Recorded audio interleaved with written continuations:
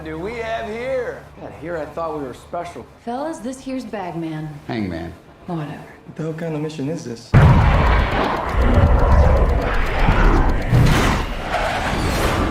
Everyone here is the best there is. Who the hell are they gonna get to teach us?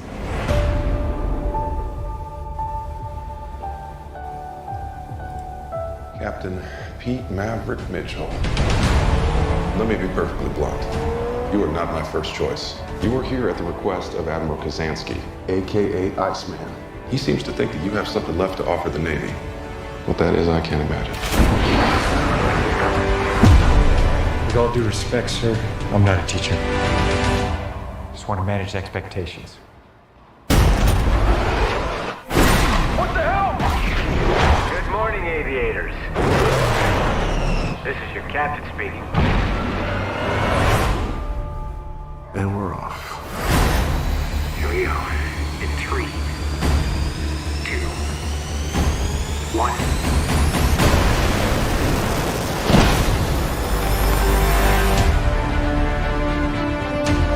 We're going into combat on a level no living pilot's ever seen. Not even him. You think up there you're dead.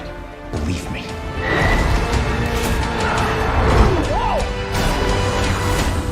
My dad believed in you. I'm not gonna make the same mistake.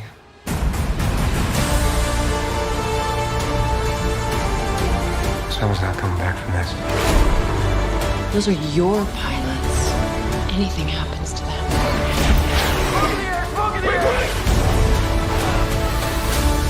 You'll never forgive yourself. No turning back now.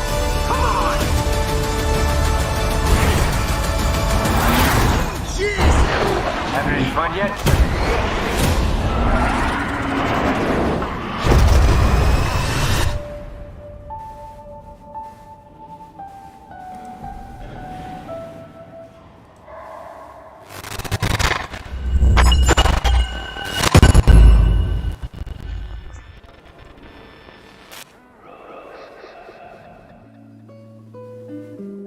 Hasta la vista, baby.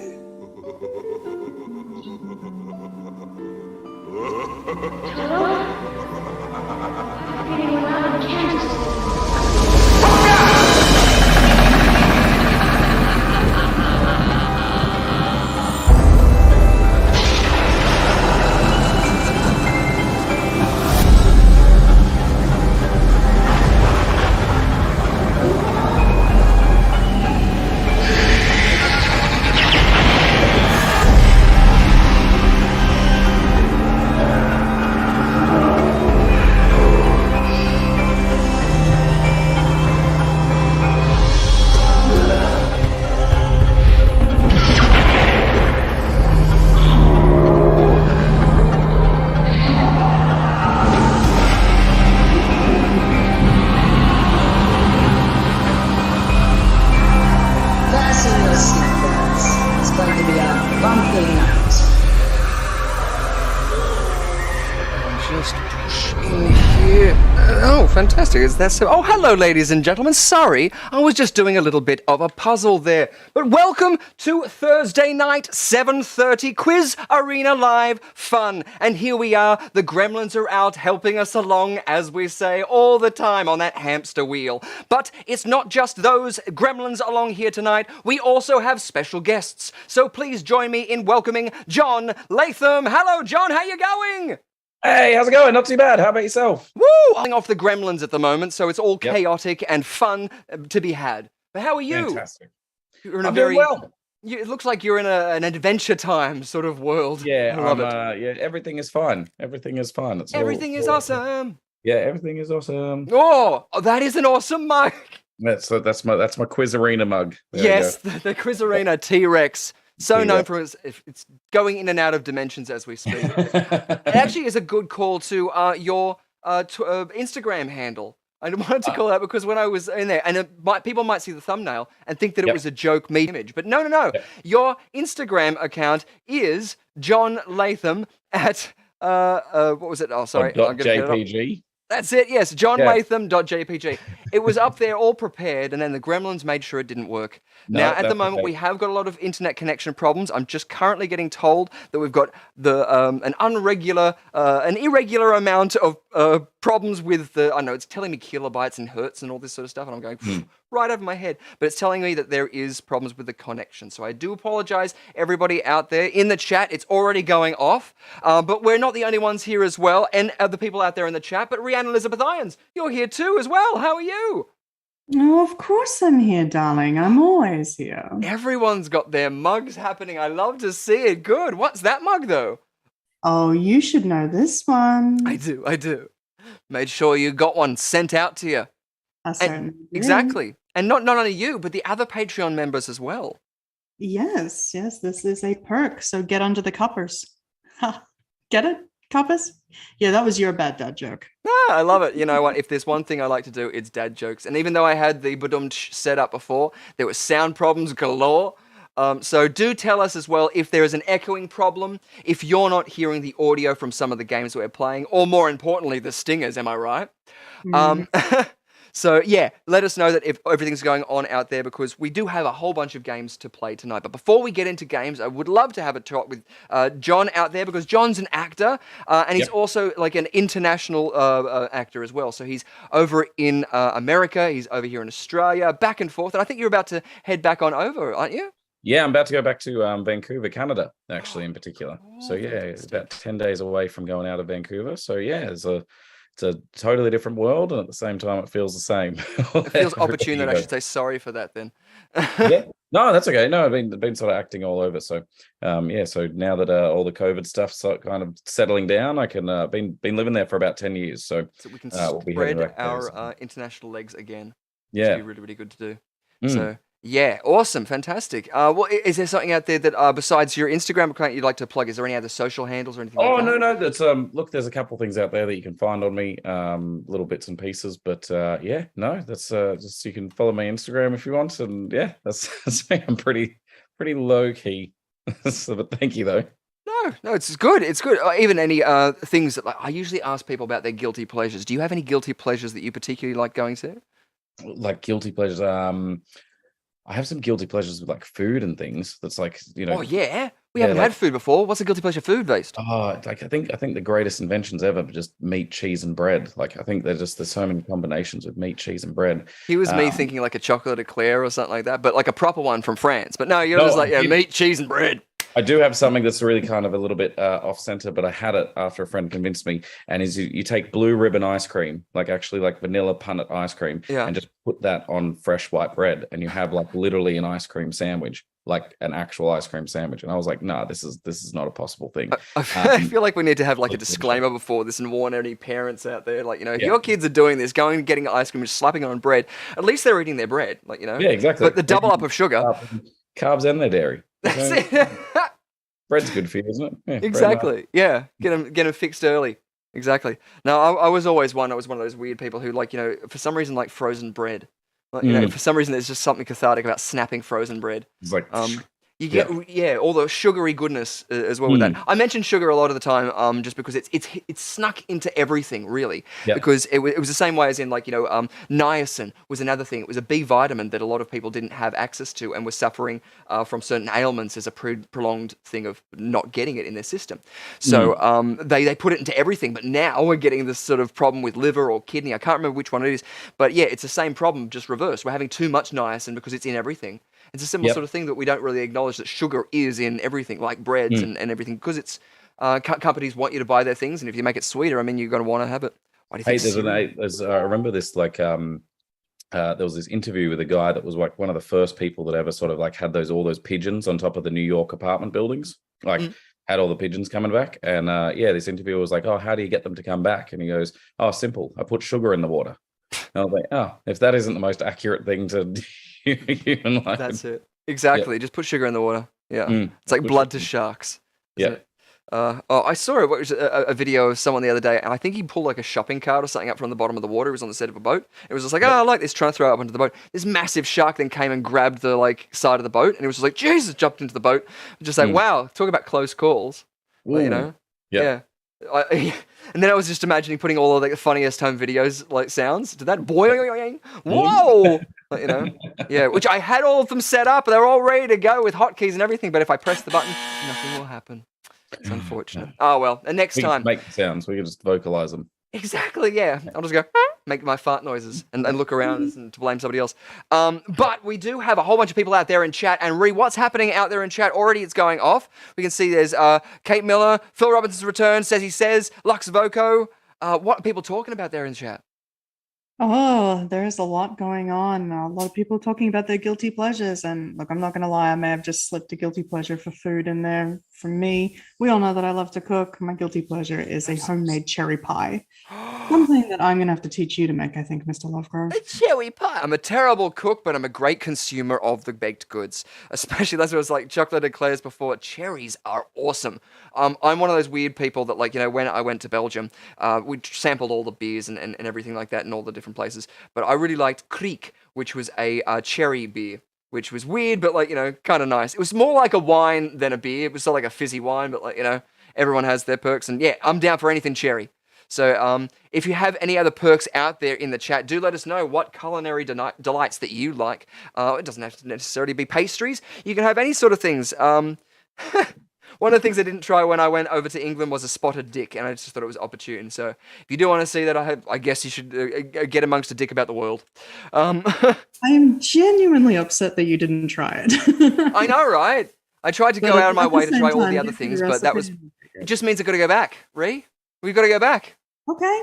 Got to go back in time, back to England. Yeah, that'd be a lot of fun. Also, too, like, you know, we mentioned a couple of times about the Quolseum, which is something that I've been designing as part of a different trailer sort of intro. But we also have Lux Voco out there who made the intro 3D design and the music for that, and he's working hard at labor. He's doing an amazing job with our new intro, and I've asked too much of him, and he always delivers really, really amazingly. So also his Instagram, check him out over there at Lux Voco, and you can check out his wares and his uploads that are constantly up there. Also updates so that you can see the progression that's happening. A nostalgic sort of feel is what we're going for this. But the segue I wanted to make into that was of the Stonehenge, because that's another thing I sort of think about with the etymology of this show and of the idea of worlds and wares, is that the Colosseum is the idea of some sort of get-together where any group can really, you know, unify and have unity in a community sort of sense to benefit all, you know, not just that group, but all the people outside of that group as well.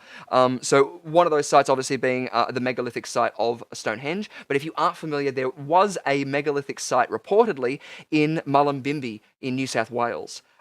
Which was documented by a cattle owner. It was multi-generations that this was held, and they catalogued it and drew it and mapped it out, but they uprooted them and took them away because they needed to utilize the land. But there's been reports that the stones still exist and things like this. So yeah, if you are loving that sort of stuff out there, jump onto all of those things and look up the megalithic sites of Australia or all around the world. Shout out too, if you are in Stonehenge or in Bath or in Bristol, anywhere around those areas, and you've been to the site of Stonehenge, because we would love to know what you are thinking about that place too, and any other sites that you might have been to as well. Great stuff. Also, we also have a whole bunch of entertainment news, don't we, Ree? We certainly do. We have got a lot going on, and I did tease a lot about this. I was super excited about it because last night I checked out Top Gun Maverick, and well, I did tease you guys with a spoiler-free review, so here it comes. Of course, taking place 36 years after the original film, and yes, that's how long it has been, we keep up with Maverick, who, well, should have risen up the ranks a little bit further than what he has. Naturally, he hasn't, and he may have annoyed an admiral or two along the way, but he is still one of the best fighter pilots the world has ever seen. So when Iceman makes a call to Top Gun headquarters and says, you guys need Maverick back on deck to teach a new squadron of fighter pilots, naturally Maverick does obey because, well, Ice gave the order, and Ice is now an admiral. And I'm very pleased to say Val Kilmer does actually make an appearance. It was beautiful to see. I was a big fan of Val's character, Tom Kaczynski, from the very first film. And yeah, it gave me absolute chills. There is a lot of nostalgia here for people who are fans of the original movie. If you're a fan of Tom Cruise, or even if you're not a fan of Tom Cruise, go and see this film, because I guarantee there is something for everyone. There is high octane, there is energy, there is a little bit of romance, there is a bromance, let's just put it that way, because we all know what Top Gun is for. And above all, it is a very compelling story, and it is something that I am so excited to have seen back on the big screen. So, Richard, my dear, Yeah. you know that I don't give 10s very often when it comes to movies. Really? I'm giving Top Gun Maverick a 10 out of 10. Amazing. Yeah. That's very, very cool. It's it's a rarity that's happening more and more often, but it means that you really, really liked it, because I do know that you like your Tom Cruise. I do like my Tom Cruise, and I will say one thing. Miles Teller plays Rooster, who is the son of Anthony Edwards. And of course, Anthony Edwards was Goose, and if you haven't seen Top Gun from 1986, for starters, what the hell have you been doing for the last 36 years? But also, spoiler alert, Goose dies in the original film. Miles Teller takes over, and there are some instances in this moment where I was watching him going, my God, he actually looks like Anthony Edwards.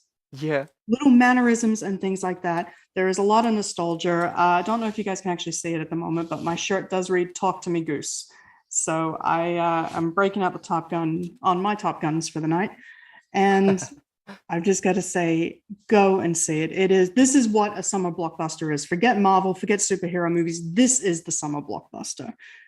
Wow. Top Gun in cinemas right now across Australia. Go and check it out. It is phenomenal. Awesome. Well, you heard it here first, ladies and gentlemen. That sounds awesome. And how many times have you seen it? I already saw it. You jotted it out there in the chat there. Yeah, twice. Twice. Well, that's them calling already for you to find out if you can be meeting Mr. Tom Cruise again, which I do know that we have mentioned before that you have interviewed him before. Yes. So it's like, yes, it's a close miss. But one of the things I want to mention out there is something about the actors, which we will get to in just a moment, because we did have a riddle me this question in our trailer at the beginning. So for all of you people out there, you may have seen that trailer before, but hopefully you saw the question that was written above and below, and you can answer that now. So yes, during the podcast, what was mentioned as the trilogy that was supposedly Top Gun filmed more footage than this trilogy? What film trilogy could it be? Feel free to just yell out as many trilogies as you want, because points have already started getting awarded, ladies and gentlemen. It's already going off like crazy buns. Like crazy buns. Already John Latham's got 5 points, not only because he has JPEG in his name. Yeah.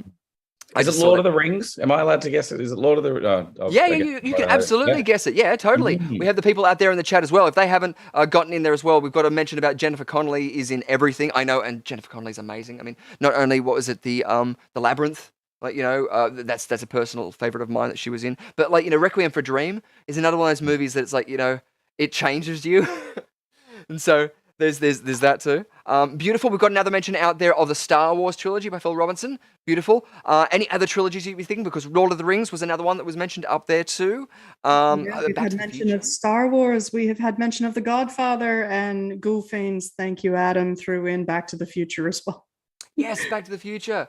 Well, a friend of mine is over there over in LA in Universal Studios. He just did one of the VIP tours, and he put up on his Instagram a photo in front of the clock tower, which has been through so many different stages of burning and things like this. So luckily, it's still standing. But there was also I think the first episode. I want to go out on a limb and say the first episode of The Twilight Zone actually filmed in that backlot, and one of the features sets was that garden in front of the clock tower, which is an awesome. If you haven't seen them, recheck out the original Twilight Zone episodes. They're really, really cool.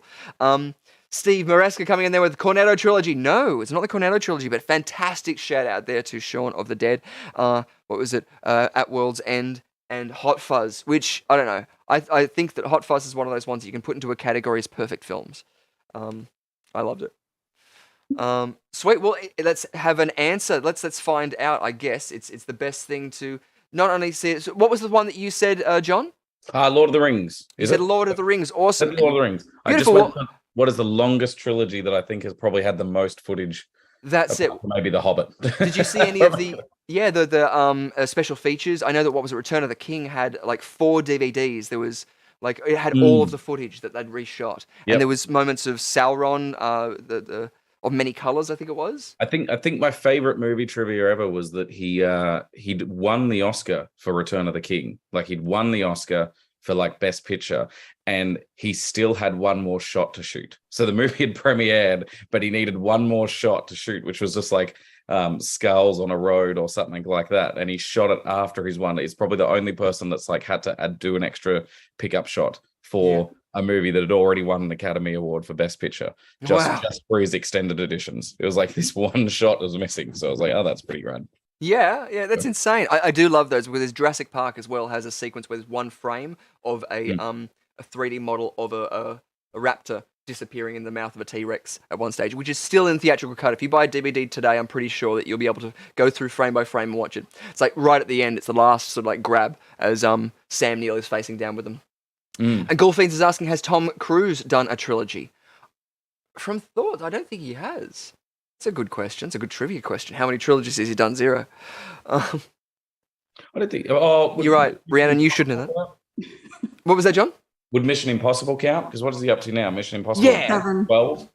Well, as in now, how do you like classify a trilogy? Because Star Wars has obviously got like 9 now at least, and so I know there's the prequel sequel sort of thing, but I would say that a trilogy, if it has 3 films, is a trilogy. So if there's a 6, it's still a trilogy. It's a trilogy and a 6th film.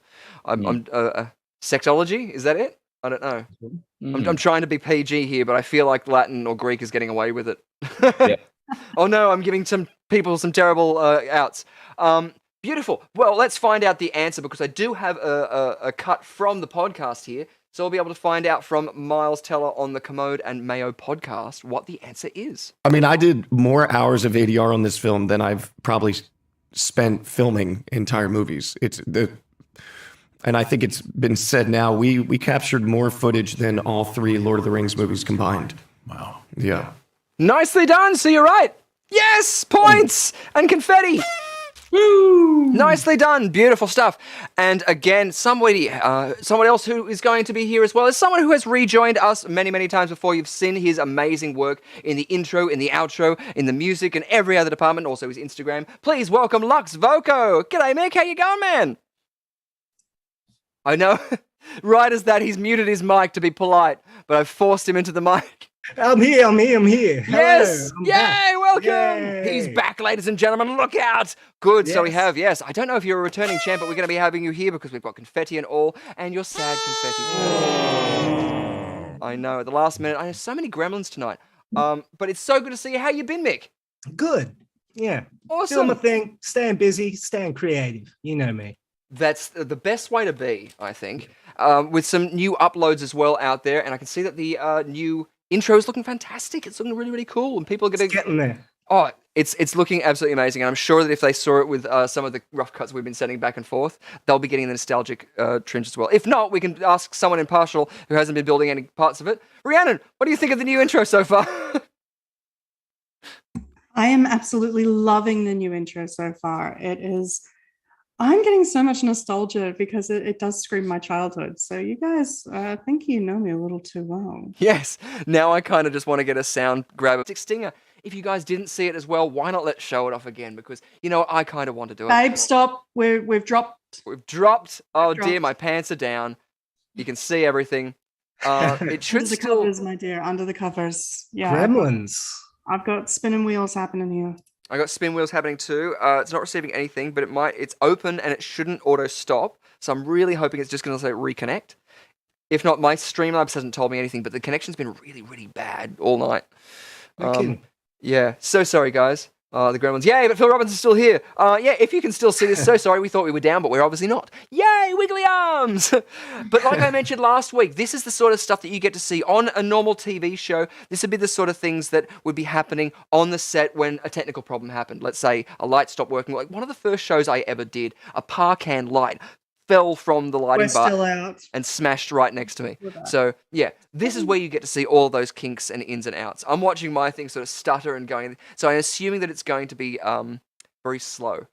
If you are having problems, and especially before we do our last round, reset the connection and it should hopefully work again. I'm being told that it's all still going up okay, so hopefully fingers crossed. Phil Robinson's saying we're back. We're back. Awesome. Hopefully all of that, I just waffled on like I usually do, so nothing to miss out there. I'm going to have to make you some actual gremlins to come on screen and mess with the cables and wires of the TVs or something. Yeah. Oh, what was I think this is, no, this isn't the hotkey. Oh, your gremlins, Stinger. There we go. That's the hotkey. Love it. Yeah. I don't know what it is. I'm feeling like it might just be something to do with my internet connection, because the second we went up, I started seeing problems. But Streamlabs hasn't got any problems, so it's working in mysterious ways. But as long as we can see us out there, you can see us out there. We have Lux Voco, and we have John Latham, and Rhiannon Elizabeth Irons, and you guys are all being able to chat to us. Hopefully it's all going to be good. Just stop feeding the gremlins after midnight. No! I know, they're cute, but, you know... Mick, good question. Do you have any culinary guilty pleasures, food-based guilty pleasures? Yeah, well, I stayed in Ohio for a bit, so I actually got a taste for deep-fried chicken gizzards, which is intensely insane, but tasty. You mentioned that before, and I've recently found out, what was it, like crispy chicken skin, like is one of the Uber Eats orders. It's like 2 a.m, and so I'm just like constantly getting those. Yeah. Nice. Yeah. I recommend chicken gizzards, stuffed chicken stomachs, hearts. Yeah, good fiber. Good fiber, yeah. Well, I get usually a, what was it, plum sort of powder that gets put onto it, and it's just like a sugary bliss bomb of amazingness. So good. But yes, good stuff. Everybody else is still out there in the chat. We can see everyone. The morgue is here and reporting for duty. Awesome. I'm going to go down to the bottom of the chat too. Do apologize that if there is any problems with the chat there. We have put a slow mode on, so it should restrict people to about 5-second delays. That's just hopefully so that you should have enough time to now read each of the messages. We're going to be testing it tonight, though. Hopefully it shouldn't interrupt with our final quiz, as long as you're using your moment of application to utilize that time for your answer, then it should all be good. But our first 3 rounds of games are going to be thusly played. We're going to spin a wheel, we're going to flip a coin, we're going to find out who's going to be going soon. Mick, you've played a couple of times before, so you might have an upper hand with some of these knowledge of games. But John, you're an actor, so you're used to getting thrown into the heavy of it and going, yeah, just deal with it. So I'm sure that you'll be fine. We actually worked on Prison Break Live together, didn't we, John? That's correct, yeah, we just had a little nice little reunion, actually. That's right. Funnily enough, just recently. Yes, no, which was awesome. It was so good to see everybody there again and reminisce about some of the amazing things, the old scare school tactics and things like that too. So yeah, we'd love to be doing that again, and hopefully we're going to be, fingers crossed, before you run over to LA, we might be able to do a little video over there in Luna Park. So look out on our Instas for that, and who knows, maybe even the Patreon, you might even get a live video just to your own. But that would be a bit of fun. Return to the old stomping grounds. Done, 100%. That's it, yeah. Do you have any like a particular favorite memory of working at Prison Break Live? Oh man, there's one that I tell everyone. It's funnily enough about you. No. Yeah, and it's when I think I told you this one the other day, but it was fantastic. I think it was our second last show, and we were running around and we were trying to get scares by just saying random lines. And so, you know, we're running around the little wire mesh maze, and strobes are going off, and the people are coming through, and they've just got prisoners running up to them going, "Cucumber!" And they're just like, what the hell's going on?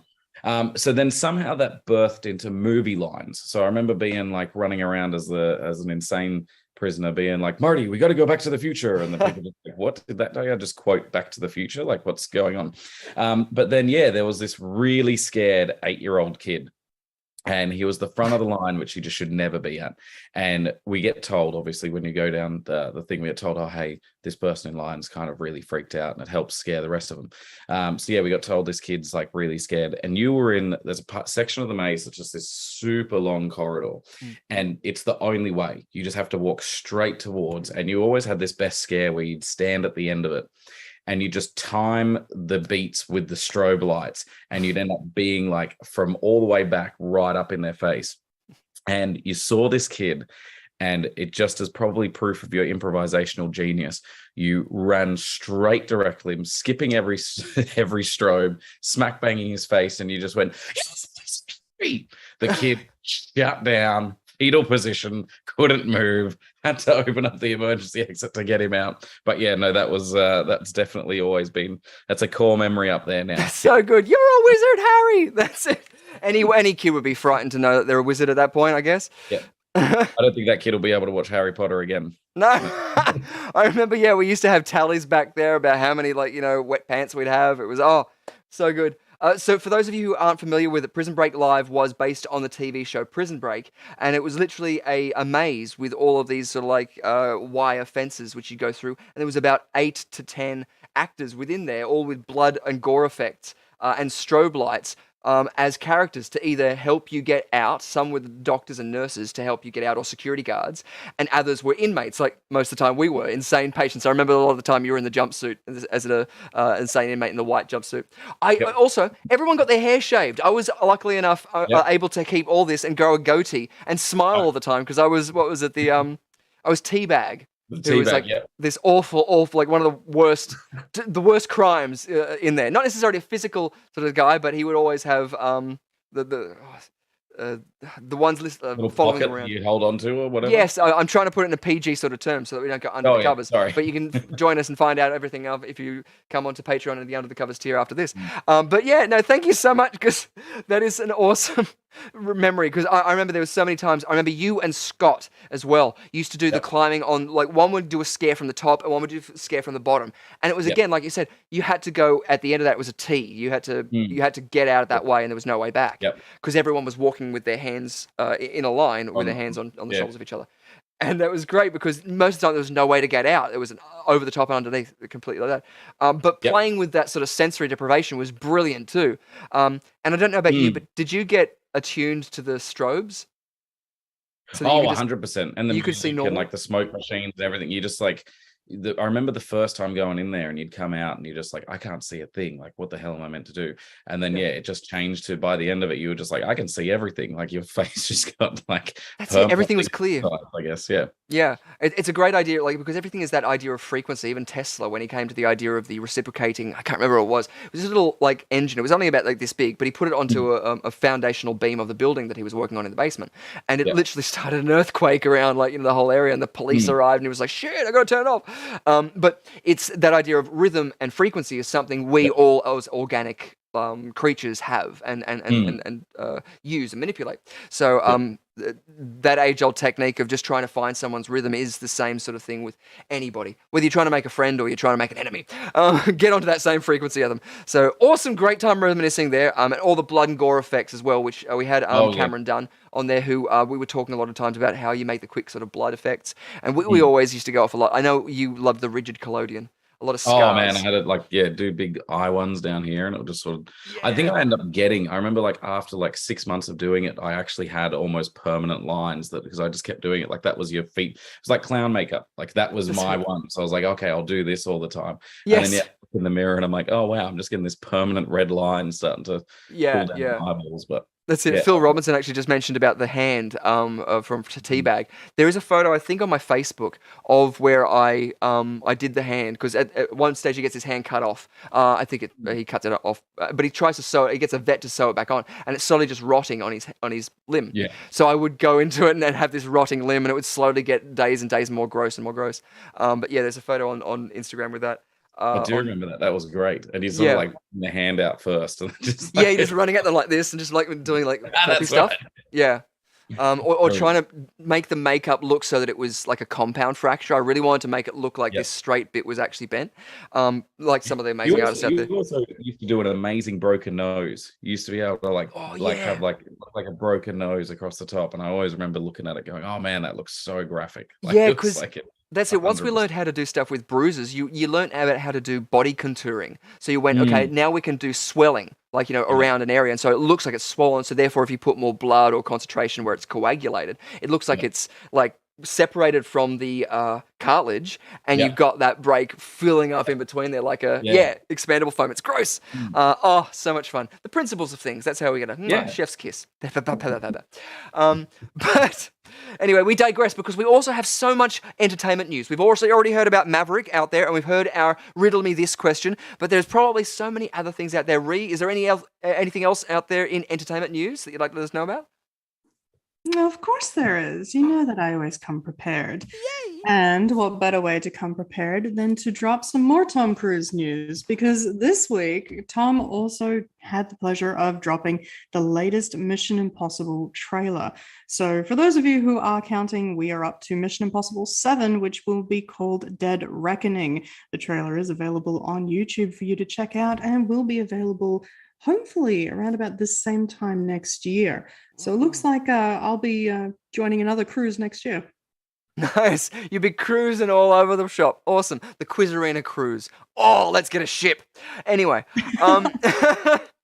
enough of that ship. Oh my gosh. Well, if you 7. think that's good, yeah. 7. Wow. So one of the things I saw the trailer for this, and now I'm more concerned about the livelihood of going. I don't want to see whatever Tom Cruise's last film is going to be, because we mentioned in Top Gun the main actors all shot in pilot like in jets. Yeah. They got the training And to do actually, it. one of the planes that is seen in the film is Tom's own plane. Wow. And in fact, if you saw the video, he took James Corden up in the air. For Yeah. those of you who don't know, Tom does actually have a pilot's license. And this, I was dying. I was absolutely dying while I'm watching this. And the plane that he takes James Corden up in is seen in Top Gun, and it is his own. So it is, oh my God, it's just amazing. And a couple of the main actors now actually have their pilot's license because they did that many hours in the planes to shoot this film. So Wow. So they built their hours up in enough night. That's so they cool. built their hours up. Yes. So Glenn Powell, who played Hangman in this new Top Gun at Maverick, he has officially gone and got his license as a result, and apparently got a congratulations card from Tom when he did pass. And inside was tickets to stunt driving school. Oh, see, that'd be fun. I think that'd be a lot of fun to do, stunt driving.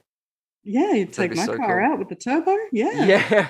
No, I was going to say, well, Tom Cruise as well. He did, what was it, back when Top Gear was a thing. He did that circuit, that they all have to do, and he finished it on 2 wheels. He ended up going around and, finishing. I don't know if he was the fastest time or he was right up there. He was a He was fierce up there, contender. but I don't think he was the fastest. No, but still amazing. So, Sorry yeah. to jump in there. Wasn't Rowan Atkinson, like Mr. Bean of all people, wasn't he like The Yes, top. but the he's a car fastest nut times or too. something? It was just the most, it was like So cool. Rowan Atkinson had one of the fastest times. Well, I around. wouldn't But put it when you see him surprising. He's a drive car around guy, in the though. He's a movie. racer. Mm. What was that, Mick? Oh, when you see him drive around in the Mini, it's no wonder. Well, that's what I was going to say. Like the amount of stunts that he did on Mr. Bean. There was the one where he's on top. He has his couch on top of his car and like driving it like that. Obviously, he wasn't driving it in that position, but there was no like harnesses. I remember watching a video. It was just like, no, we just got up there and made it. Stuff like that. So yeah, brilliant too. Awesome, fantastic. So much stuff. So much entertainment news. All Tom Cruise based. I love Do you it. really think that was going to be it, though? No, well, I was just going to make mention to what was the stunt that's going to be portrayed in number 7. I'm trying to rack my brain to remember what it was, but I do remember that there was one sort of. Honey, it's Tom Cruise. There's more than one. Yeah, but last time he broke an ankle just by jumping, just from the menial task of jumping from one building to another.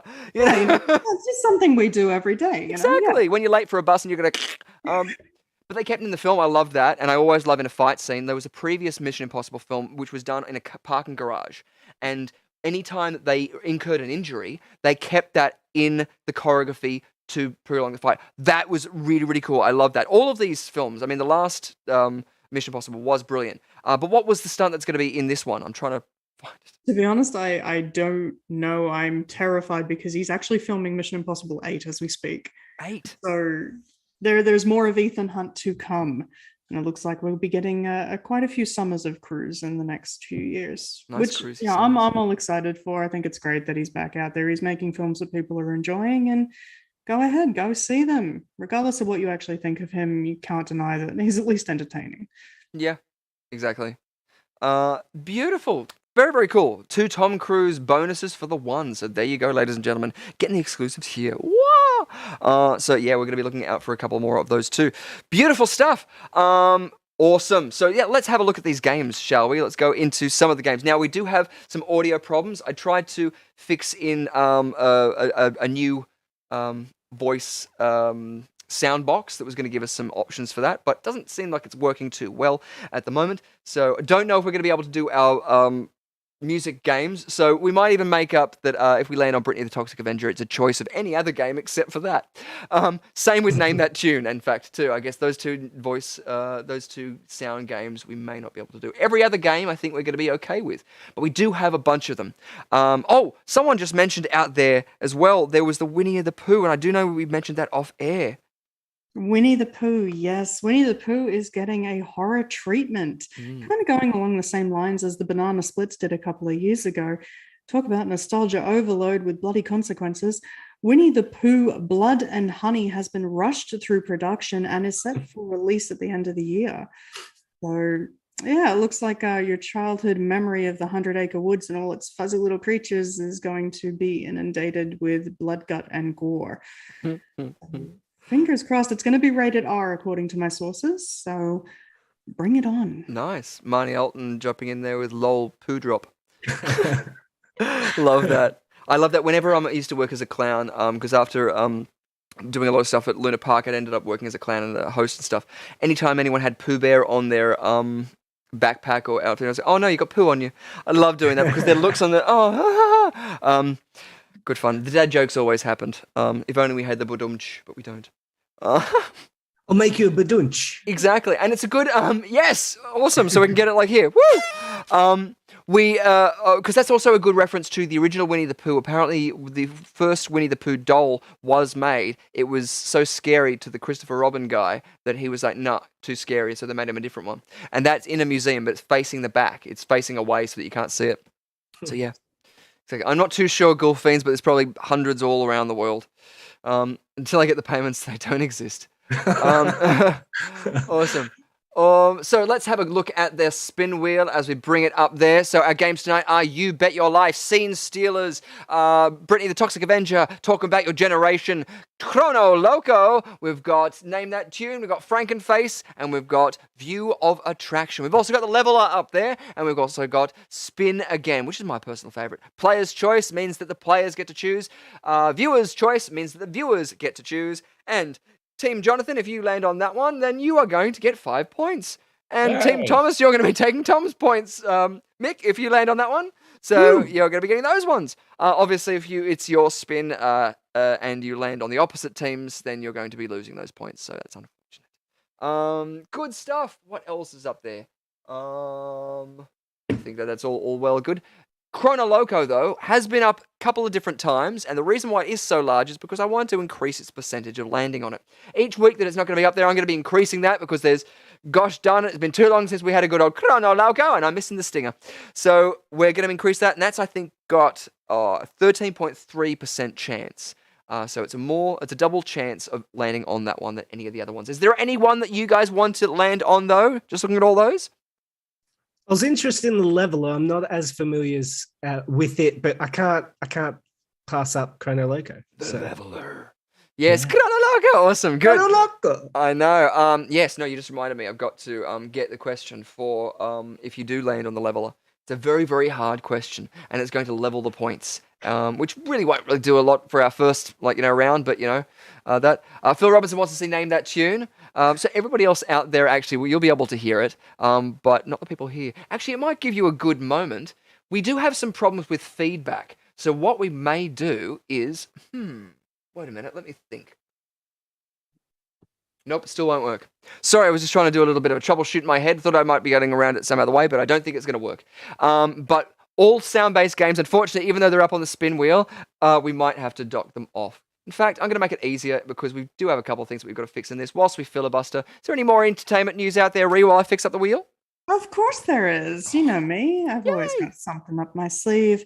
And well, ladies and gentlemen, I'm going to take you from Winnie the Pooh and the 100-Acre Woods down to Coolsville in the Scooby-Doo franchise. Because did you know that there is a new series called Mystery Incorporated available for viewing right here on YouTube? Well, it's true. And Mystery Incorporated, if I had to describe it, it is a perfect combination of Riverdale, Pretty Little Liars meets Scooby-Doo. So we, of course, catch up with Fred, Daphne, Velma, and Shaggy, or should I say Norval, as well as a giant Great Dane, which I'm actually pleased to see is an actual Great Dane. And things are starting to go awry. That's right, Fred's parents are brutally murdered. And well, now it's up to Mystery Incorporated to find out what the heck is going on. So far, they've only filmed the pilot, as this is a Kickstarter crowd-funded series. And I'm actually pleased to see that they have reached their goal for episode 2. So hopefully we'll be seeing episode 2 being filmed sometime soon. There are 3 days still to go on their Kickstarter campaign. And obviously the more funds that they do raise means that the more they're able to put into this franchise. I think they've got about 8 episodes written so far. So I want to know what's going to happen. So do what I've done, jump on there, help produce this, because it is quite entertaining. If you haven't seen it already, head on over, Mystery Incorporated, right here on YouTube. Check out the pilot, Welcome to Coolsville. And you'll be seeing a few nostalgic pieces of trivia throughout the Scooby-Doo history, including outfits, costumes. You'll be seeing ghosts that you may not have seen for a very long time, like Minor 49er, or even the Black Knight Ghost. You'll be seeing references to the 2 Scooby-Doo movies, and a big shout out because we all know how much I love that first one. You'll also notice that there are references to actors that have played them previously. You will also see that each of the characters, they're a little bit different to what you know them as, but that's to fit in with the whole Riverdale mystery side of things. And there's a pretty sweet music video done by Fred and Shaggy, which brings back the memories of Scooby-Doo on Zombie Island, with a fantastic version of one of the songs from that. Check it out. It's really entertaining. And I hope that they do get all the money that they need to create this series, because I want to know where it goes. Yeah, awesome. Sounds like it's going to be good fun seeing some Scoob action happening up there on the big screen again. It is very intriguing. And of course, they have to put it into modern day times and things like that. So Shaggy, well, let's just say emphasis on stoner. Fred, you know, he's the jock. Daphne is, of course, the popular pretty girl. And Velma is, well, the nerd that we all know and love. Although one thing really does irk me about Velma, and that is she's wearing glasses, but you can see that there's absolutely no glass in those lenses at all. Yeah.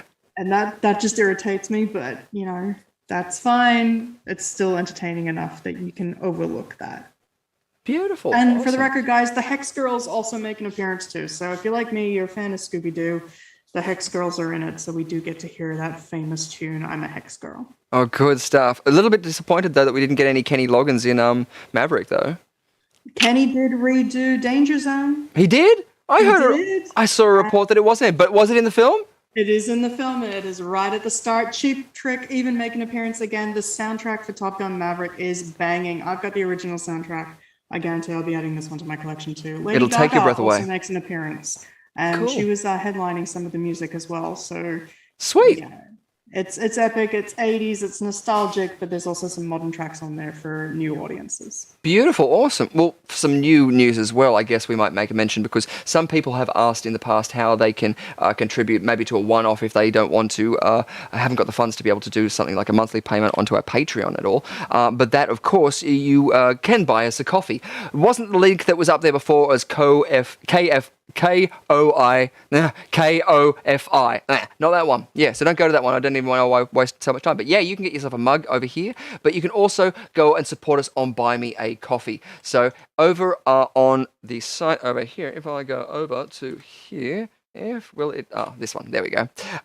You can see that you can buy us a drink over here. You can buy 1 to 3 to 5, but you can also get yourself an Under the Covers quickie. You can see one-off episode of the next episode of that over there, and other extras too. So you can jump on over there if you so wish to check out those sort of wares. And that is buymeacoffee.com/rushcutterent. So yeah, Rushcutter ENT. You can go see that. Also check out the link in my bio now, guys, too. So. Yay, nice, awesome. Beautiful. And we've also got as well our Streamlabs link, which is down the bottom there. There's a whole bunch of different sort of merch that you can get too. If you so wish, you can get one of those mugs, one of these mugs. I'm definitely going to get me a mug. Yeah. They're good.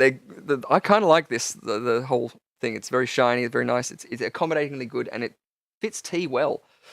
So I highly recommend it. Slightly out of place, definitely, without the mug. Yeah. I need a mug. I was going to ask Jonathan up there, Yes. Are you really small, or is that a large mug?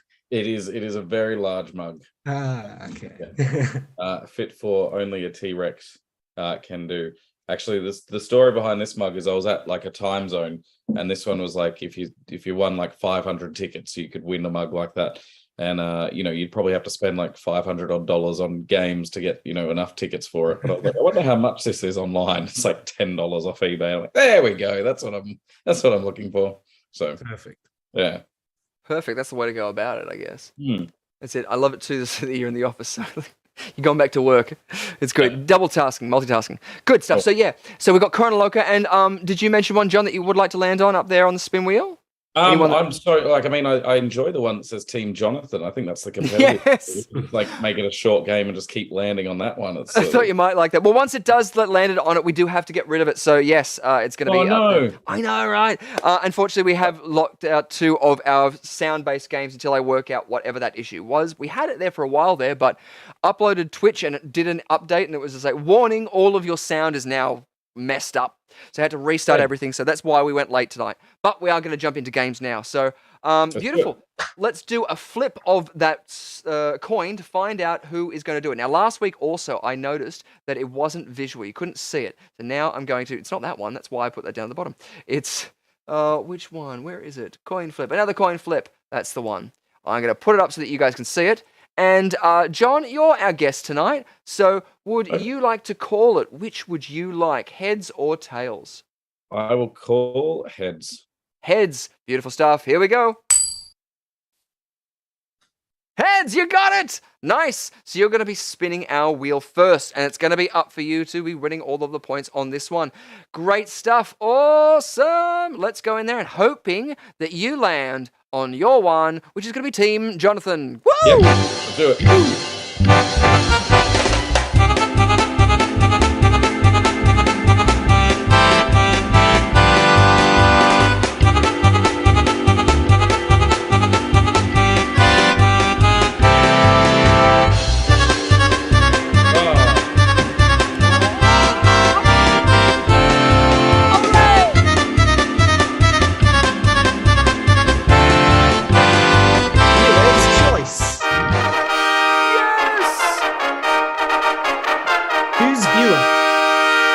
And thus the mighty spin wheel has decreed that the viewers are going to get their choice done. So already we've got Ceci Says out there. If you haven't already, let us know in the chat which game you would like to see played.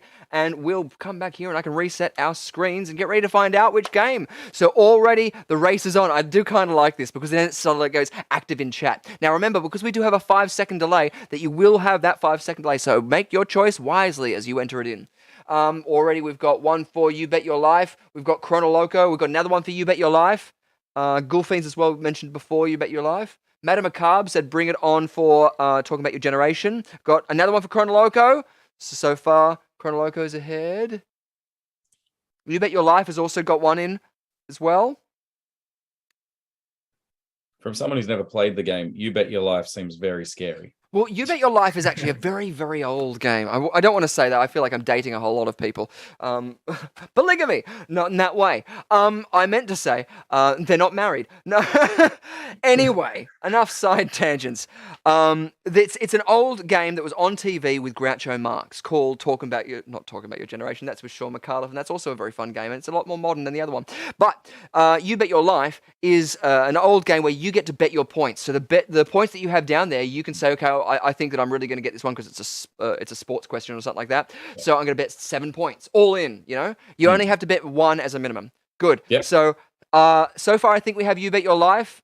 Also, Kate Miller's thrown in there with all of her family saying You Bet Your Life. So, Ree, am I correct in thinking that You Bet Your Life is our winner?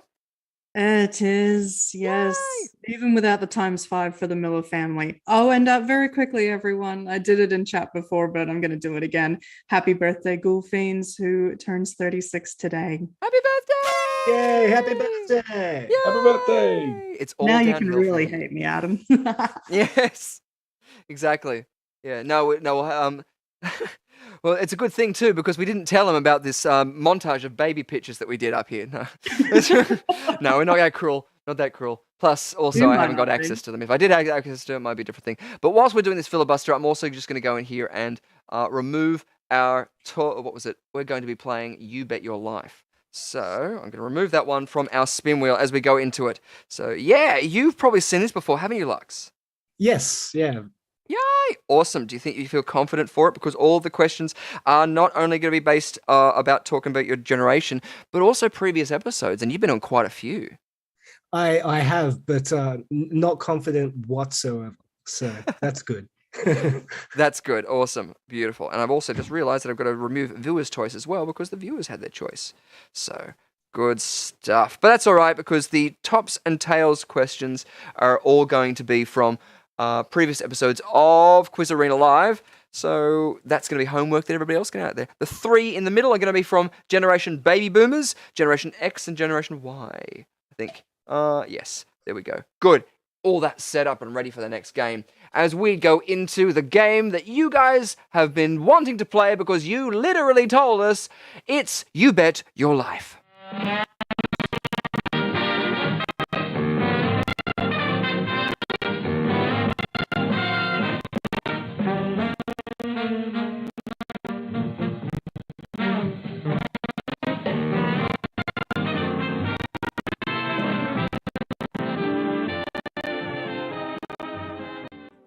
Yay! So You Bet Your Life. Fantastic here. That's really just a very sort of slow intro, but everything happened very slow in the olden days, didn't it? Good. Which I've worked out as well how to do that and how to do, track mats, but it's different to how other programs are doing it. So Streamlabs is doing it differently. So I apologize about that being different there as we bring up You Bet Your Life in our backboard. Beautiful! So for our first question, you guys get to bet your points. And this question is going to be a question about previous episodes of Quiz Arena Live. And we're going to be nice. And what should we do? Should we give them the question first and then let them bet for our first question? Yeah, you know what? I'm feeling a little generous tonight. Nice. So not only will I do that, I'll also give them multiple choices for my questions. Beautiful stuff. I thought you were going to give them the answer. I was going to say, not too Oh, generous. honey, I'm not that nice. Yes. Beautiful. Great stuff. Awesome. Well, let's give them the first question. So this is our first question only without the multiple choice answers. Very well. In season 1, episode 11, Richard summoned George Clooney with a snap of his fingers. But who did George Clooney summon with a clap? Ooh, questions out there. Now, I know this so well that I'm worrying in my head of whether or not we've covered this before. Maybe it was on a Patreon. But if you guys know, anybody else out there in the chat, who did George Clooney summon with a clap? Not the clap, a clap. I know, right? Yeah. And what about our guests? Do either of you guys know? How many points do I have that I can bet? Oh, that's right. Yes, you can bet. That's right. Yeah, it's up to you guys. Bet. Forgot the game that we're playing. Make your bet, and then I'll give you some choices. Exactly. So we'll get. It has to be a minimum bet of 1 at least. I will bet 1 point. 1 point. Awesome. 1 point. You're going to get it correct. And what do you think? We'll get multiple choices in just a second. What will Lux Boca? What would you like to bet? I'll bet all my points. Thank you, Richard. Awesome. All in. 6. We need an all in. Oh my gosh. Yay. I know. Already. I'm really going to regret that. Yeah, maybe. Okay, Ducky. So what are our 4 options? 1 and 5. 1 and 6. Well, 1, was it Tom Cruise? 2, was it Dwayne "The Rock" Johnson? 3, was it Kermit the Frog? Or 4, was it Fuzzy Bear? Ooh. 4 I choices. think I'm going to go with Tom Cruise just because it's part of the thing. Because my memory is horrible. But, no, that's all right. Go Tom Cruise as well. You're both going to go Tom Cruise. Nice. Both going to go, even though there's a choice of 4, you're going to both double down on that one. So if one of you is wrong, then because there is only 1 correct answer. So good stuff. You're both going to go on that one, betting all in and 1 point. Final call. I have a lot to lose, but a lot to win. So lock it in. It's locked in. Beautiful. Well, what is the answer? Oh, dear gentlemen. You should have gone with option number 3. George Clooney summoned Kermit the Frog. Yes, as he says. Drew Drop knows it out there in the chat as well. So, unfortunately, no. Yay, I lose all my points. Yep. So currently, Lux Voco is on 0 points. John Latham's on 6 points, but it's our first round because now we're going to move on to some points from the baby boomers. This is going to be a hard question, and I'm going to again give you the question first and give you the opportunity to make your bet. Awesome, but there's not going to be any multiple choice on this one. No multiple choice. Great stuff. Awesome. So here we go. Question is, which Australian film of the 1960s was released in Italy as Sono strane gente, which translates literally as they are strange people? Awesome. How many points would you like to bet? Lux, not even a question, is it? -4 points. Thank you. Yeah, I'm going to give you. I'm going to give you a point. Like, if you win it. Okay. At least one. At least one. Or I'm happy to go. No, I don't know. I don't know how to work it out if you're on 0. But for now, so no multiple choice. No multiple choice. Come on, chat. Come on, chat. Yeah, utilize that chat exactly out there. 1960s, did you say?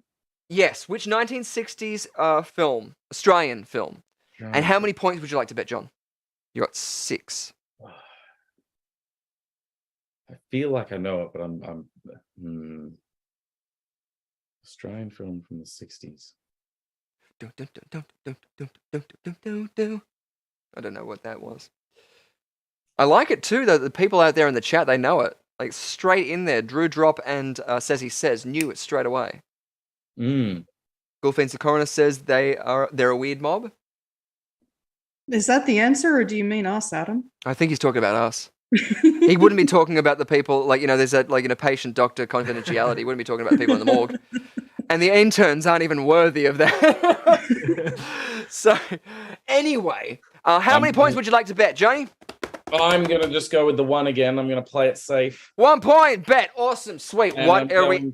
what's our answer going to be? Which Australian film in the 1960s was released in Italy as Sono strana gente, which literally translates as they are strange people?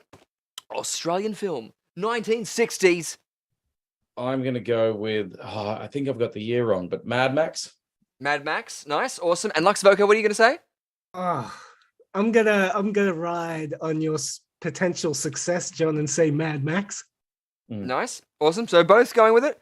It's an unwise choice in a game where you got a bet going on the same side. Unless, of course, you knew definitely what it is.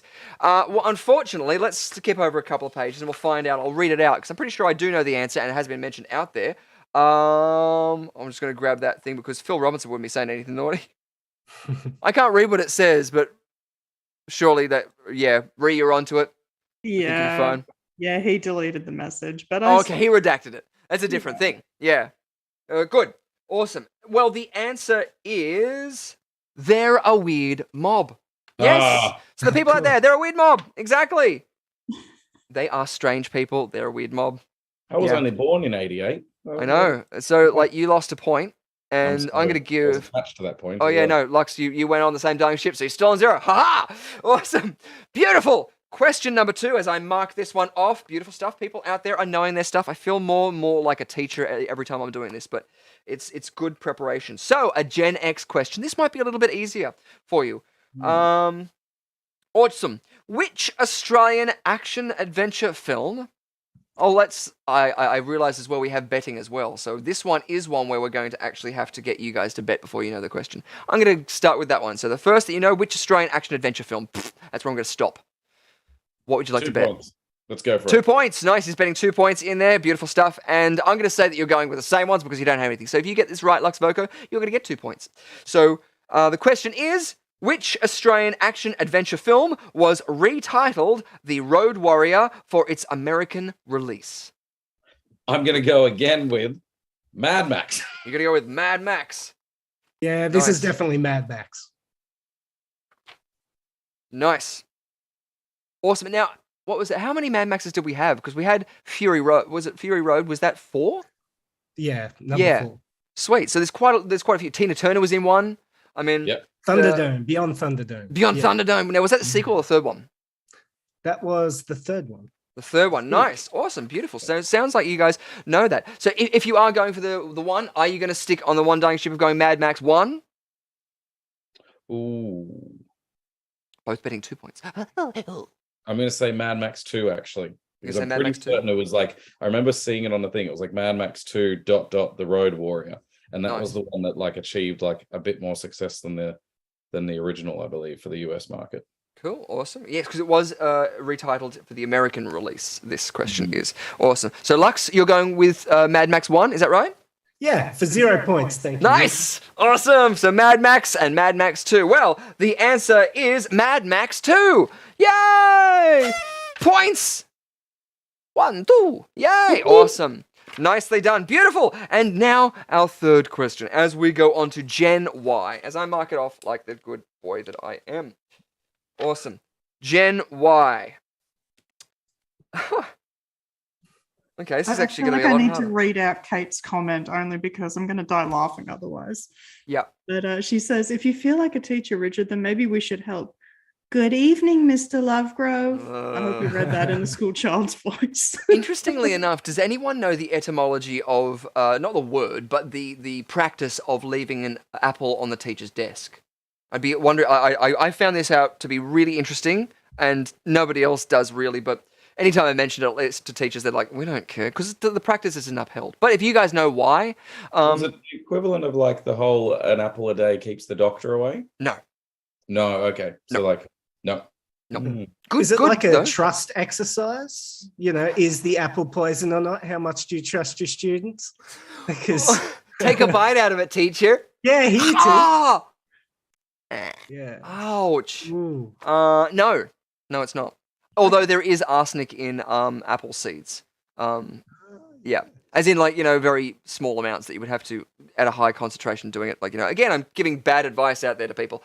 But you know what? We're in the middle of the game. So this is going to be one where I'm actually going to give you the points at 4, the chance at 4. So let's get you to bet. How many points would you like to bet?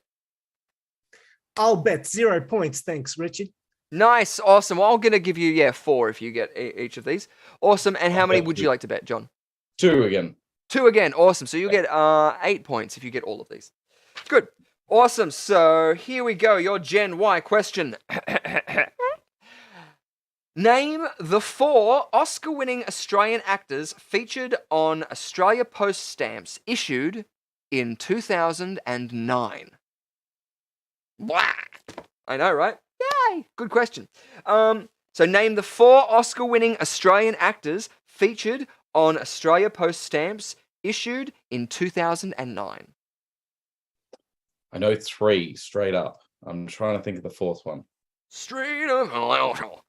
2009, so a big year and a lot of fun times to be had. But what we're looking for is the 4 Oscar-winning Australian actors featured on Australia Post stamps in 2009. I've got 3. I've got 3 that I think is definitely on there. The 4th is a yes, but I'm just gonna go for it and try it anyway. Okay. Kate Blanchett, Jeffrey Rush, Russell Crowe, and Jane Campion. Nice. Awesome. Sweet. What would you be saying, Nick? Australian Nicole Oscar-winning. Kidman, Nice. Jeffrey Rush, Sam Neill. Cool. And one more? One more. Kate Blanchett. And Kate Blanchett. Nice. Okie dokie. Let me just... Good, awesome. I wanted to work that out just before I listed them all out there.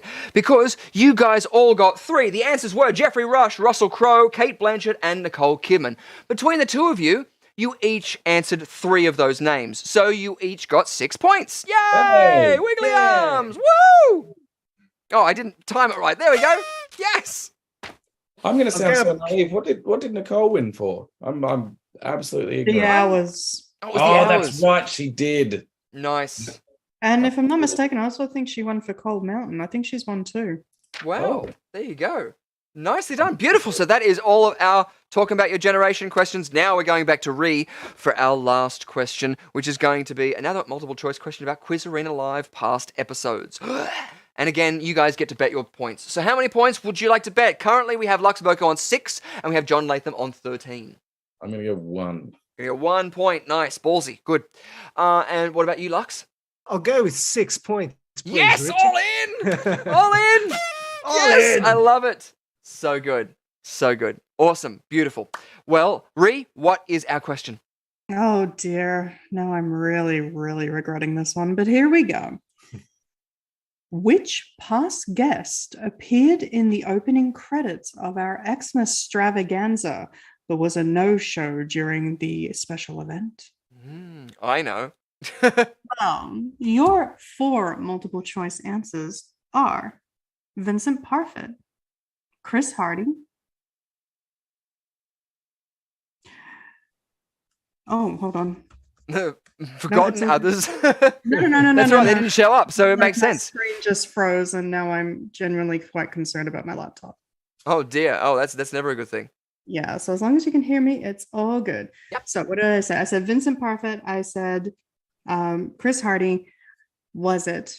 Well, Lux, you were one of my answers. So were you a no-show in our Xmas extravaganza? Or was it David Callan? Ooh. Those people who are out there who have seen that one may know. And as well, too, want to give a shout out to the people at IMDb who finally approved our poster for the Christmas extravaganza. So you can see us out there in some makeshift little hats, too. And there are some other things that are going up there. And as well, if you guys do want to follow along on Instagram, not on Instagram, on IMDb, too, each episode we upload the episode's information so you can see the whole cast in there. But you can also follow through what other people are doing out there on the interwebs world, other films they've been in and other things that they have upcoming. So yeah, check it out there. Great stuff. So how many points? We're going all in on Lux and we're going 1 point ballsy for John Latham. Good stuff. Awesome. So what are you guys going to be saying? John, what are you be thinking? I'm going to go Lux. You can say Lux. Lux didn't turn up. Nicely done. Awesome. Beautiful Lux didn't turn up. That's what I'm going to get. Yep, done. Great, awesome, and Lux. Well, I feel like I want to play the intro. Lux, what was your? Who do you think didn't turn up? I definitely don't think I turned up because I'm pretty sure that was a recap episode for me. So yeah, I'm gonna say I might have been absent. Maybe. Well, I guess it will be revealed into it. It's going to be a little bit of an intro, but I personally love the intro. So why don't we play it quickly and we'll find out the name that is up there that didn't turn up. Let's find out.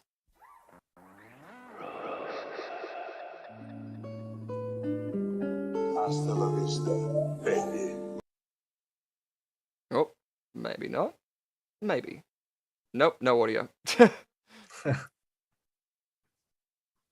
That's all right. It was David Callan. He wins. Yes. You got it. Nice. Yeah, I got way too many layers in there with way too many different things going on. So I'm not even going to worry about doing that. It was David Callan. Nicely done. I feel like that was a trick answer. Trick question was. even. Yeah. At least I'm hoping that was right. Ree, was that right? It was, yes. David Callan does appear in our opening credits, but unfortunately he was unavailable. Yes, right. So, Lux Voco. Who did you say? You said... I said myself, but I'm happy to go with David Callan. Well, 1 point off for John Latham, and what was it? Unfortunately, that means it's going down to 0 again because you bet all in. Woo! Woo! Awesome! Woo! But a point for being a good sport. There you go. I love to lose. I play life as a game of risk. Exactly. Well, what was it, that one episode where we had both players who ended legitimately on 0? And that obviously gave me so much joy. The first time David Callan ever played, he got 0, so he won on 0 points. And then we also, David Callan also came on another episode later on with Yanni Agistolo as well. So we were so happy to have him. And recently they were at the Theatre Sports All-Stars at the Enmore Theatre in Newtown. And that was a lot of fun going over to that. So yeah, you can get around and see that. Also, Michael Gregory has some fantastic courses and things you can get amongst there. So check them out as well out there on the YouTube, Interverse, and all of their website stuff. Great stuff. So points are standing thus. Lux Voco on 1 point. John Latham on 12 points. Woo! Awesome stuff. Good work. And yes, he got slaughtered by the Quiz Arena Queen. Beautiful. Good stuff. So that's our first game. It's good to see. We're already playing and already having fun. Into it again. We're now in for another spin of that wheel as we will find out what game we're going to be playing up next. I love you changing all of your backgrounds there. Here's the story. You guys are just going to help me out. Yeah. Yeah. I love it. Each other, I think, apparently, but we'll see what happens. Yes. I just was like, oh, Jan's looking at you, and she's like, liking what she sees, but Peter, I'm worried about. Yeah, Peter's looking at. Actually, Peter and Greg are both, but Greg, yeah, he definitely. I don't know. There's strange vibes that we're getting from that family. Good stuff. Into another game where we're going to now have a spin of the wheel for Lux Voco. So we're going to be finding out this. So yes, you want to find out what the Apple story was. So way back when people used to be in communities where it wasn't like, telecommunications or anything like this, a lot of people were farmers, a lot of people had their own occupations and stuff like that. Kind of like at the end of the Purge episode in Rick and Morty where it was just like, well, I'll do all the plowing of the field to make the bread, but somebody will have to watch my kids. Well, I'll watch your kids and you know what, but I'll need to do it for money. And that's basically the same system as primitively was brought together. But it was a payment system. So people who had farms, and let's say they had orchards with apples, would bring a bag of apples or a bag of potatoes if that was your orchard, your orchard. What your farm was, what you did as a profession, would be something that you would use as payment to feed the teachers. Exactly, yeah. So you would bring it along and you would put the apple on the table or the blah blah blahs there because that would be your literal payment to the teachers for not only minding the children and keeping them safe during the day, the work day, but also to educate them.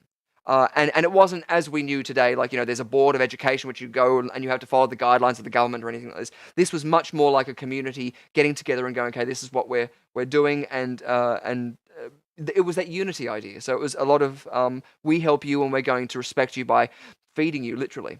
So yeah, the apple a day, well, not the apple a day, it was just an apple on the teacher's table was literally as a payment or a food sort of trade. It was a barter system. Which was way back then. And anytime I'm thinking that, I'm just thinking Children of the Corn, because I just think that would probably be the system at which Isaac would be, like, working with. You'd be going in there. Plus, also, shout out to that actor. I mean, he was one of, like, as a child watching horror films, he was someone I was just fascinated with. The whole Children of the Corn, but his power and the way he could command a scene at his age, I just thought was brilliant. And a lot of actors like that. I mean, Jeffrey Combs is another actor, not necessarily that he was a child actor, but he has that same thing. With no words, he can command a room and command the power. So it's really, really brilliant. Awesome, great. Thank you enough for indulging me, he says out there. Yes, exactly, the bag of potatoes could be turned into vodka. We have a whole potato factory story with, what was it? Is it Bryce Courtney? That I think that story was based around that. So exactly, the teachers need it too. That's why they hide it into their desks. I don't know if that's where teachers' desks came from or anything like that, but yeah, it was a payment system. So the more you know, I kind of like that sort of stuff. Also too, that's the knowledge that I have. If you have more updated knowledge, please feel free to fact check me and give me your findings, because I think it's important that we all share in this world of knowledge. So we're not pointing at someone saying, no, you're wrong and I'm right. We want each other to be on the same page, so that when we do get to the point where there's a flash flood or the volcano going off, we're all in the same frame of mind to rescue and benefit the majority of us with a unity sense. Beautiful stuff. Sorry, I'm rambling like crazy. We have games and frivolousness to play. That's okay. I just want to jump in with a quick horror fact in regards to Children of the Corn, because you're referring to John Franklin, of course, who played Isaac. Yes. Who, of course, also played Cousin It in the Addams Family movies. Yes. But he was actually in his 20s when he played Isaac. Yeah, I know. I say child actor, but he was playing a child.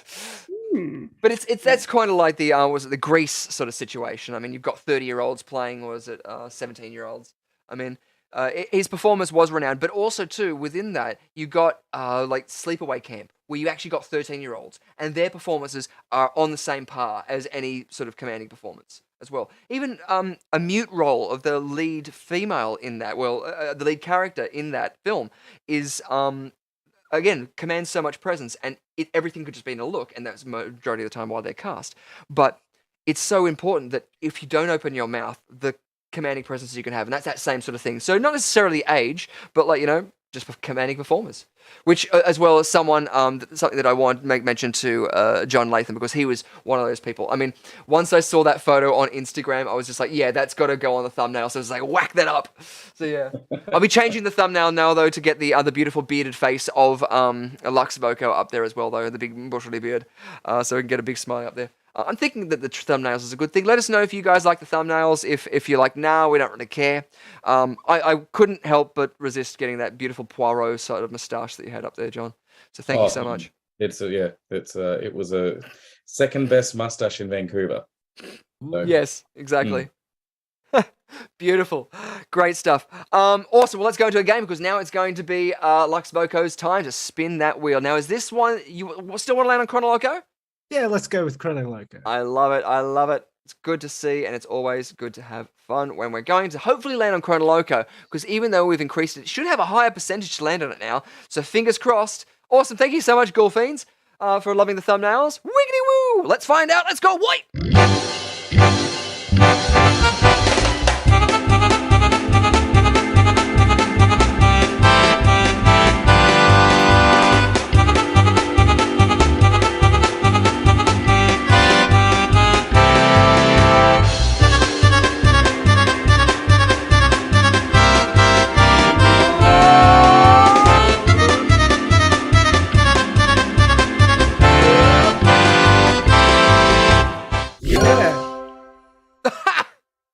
I thought that sound effect was going to be so much better than what it was.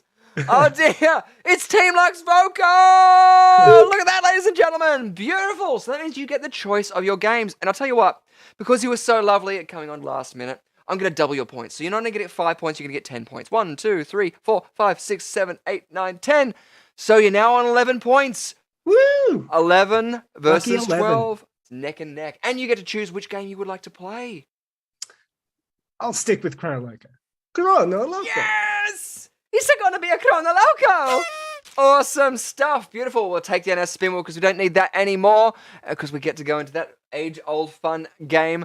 Oh boy, I've been looking forward to it. Been looking forward to it so long. And this has been one that we've been setting up for you guys. So hopefully you'll know all of these films. And if not, you'll just revelish. Revelish? Yes, it'll be delicious. So you'll revelish in it. Oh, the stinger. Mwah! Chef's kiss.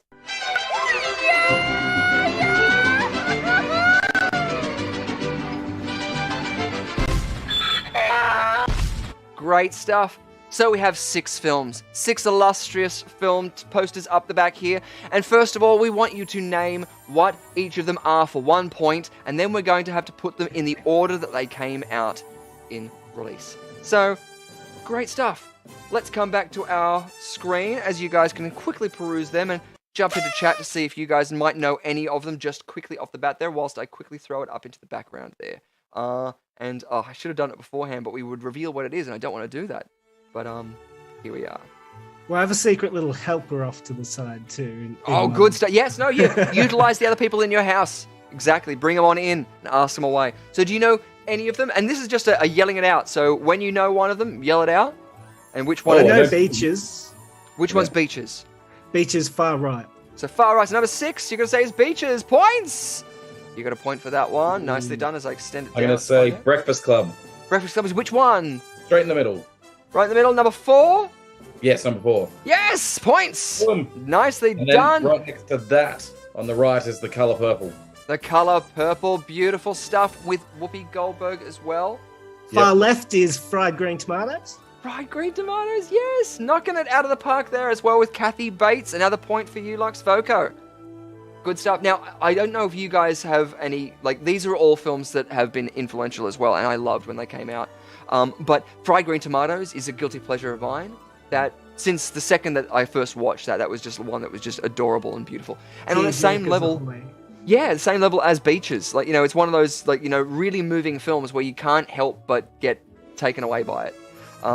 And brilliant performances too. Also too, in Beaches, I want to make mention, I don't know her name, so it's going to make a good question to use it as a trivia question to anybody else out there in the chats, if they know who played the young Bette Midler in Beaches.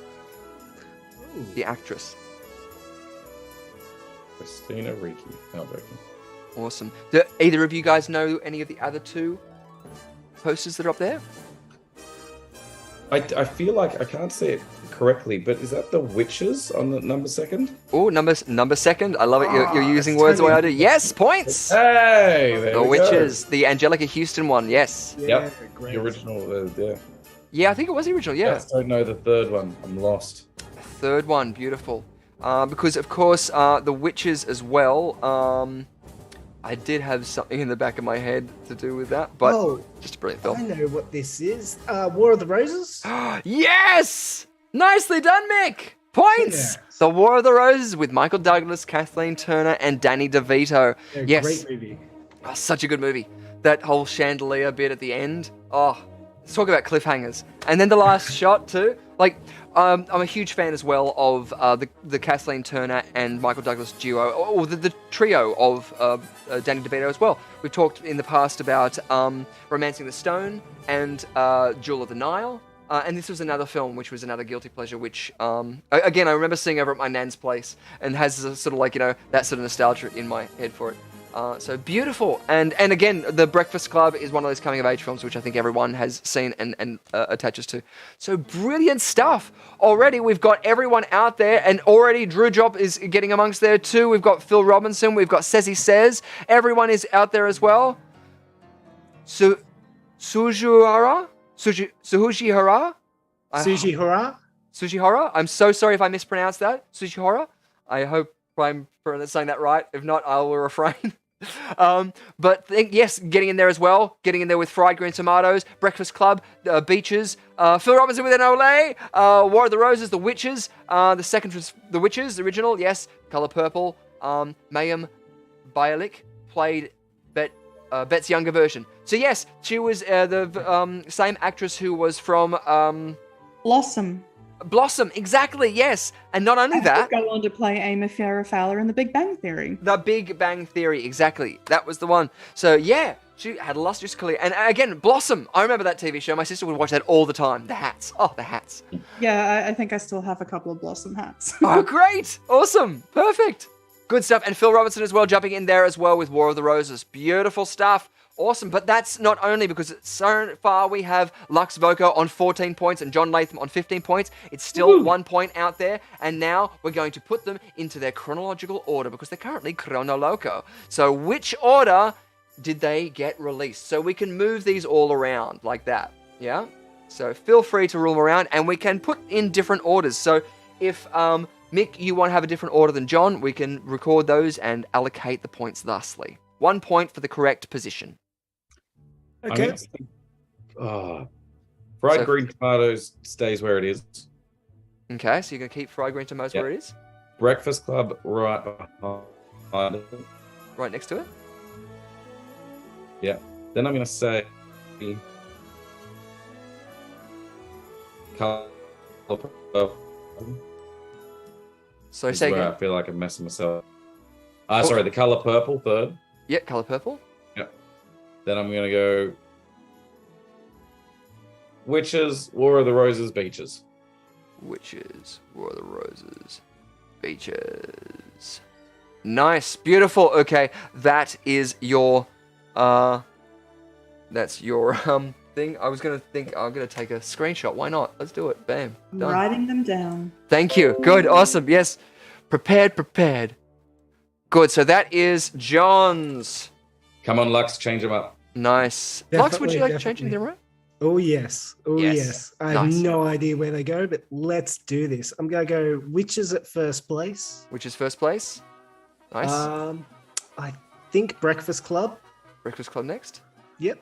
And then I will go Fried Tomatoes. Fried Green Tomatoes. I will go The Color Purple. What? Color Purple. And then War of the Roses and then Beaches, I think. Nice. Awesome. So that is the order in which you're going in. Nicely done. And I'm also going to do a screen grab of that one too. Whoop. This is going to be Mick's selection. Done. Beautiful. Great. Awesome. Well, let's find out as I quickly expand my window and double check. So I know the correct order.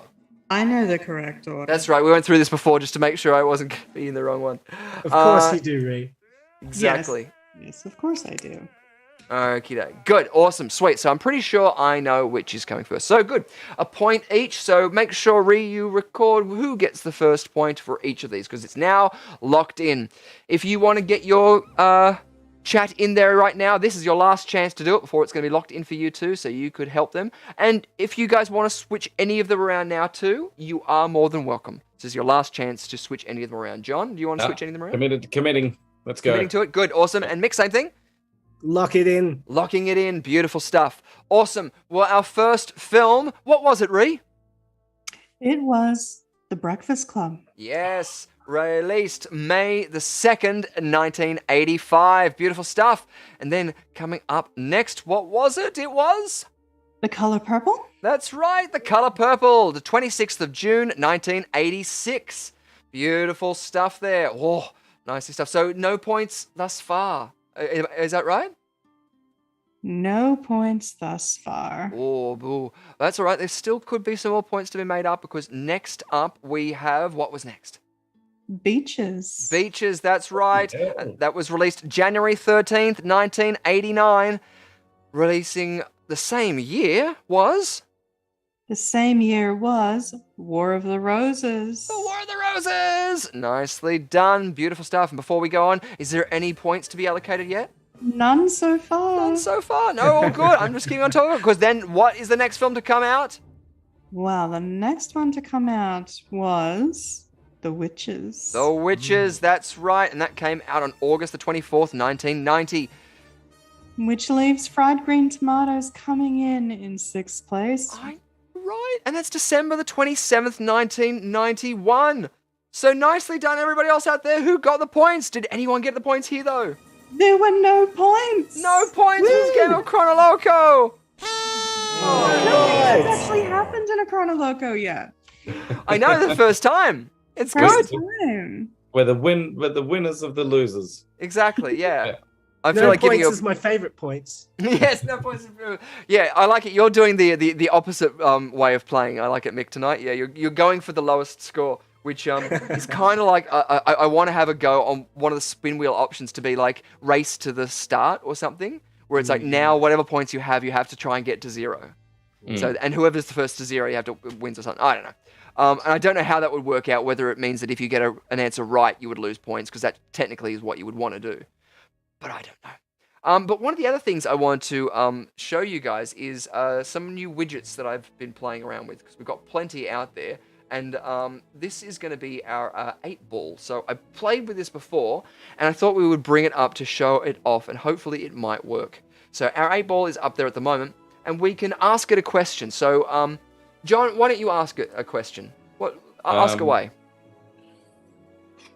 Will I... is it a personal question, or is it a... It could be any question. It could be any question to the Magic 8-ball. Yeah.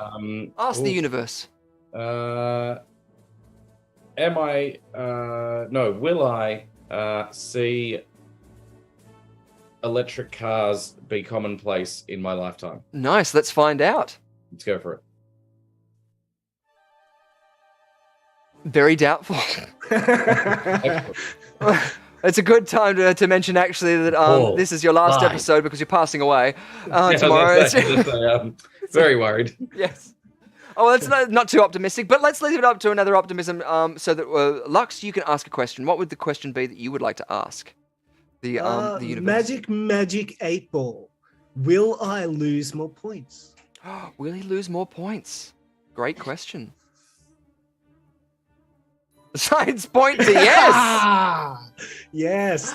So good. So good. Look, just for that, I'm going to give you another point just to work against it. So now you're both on 15 points.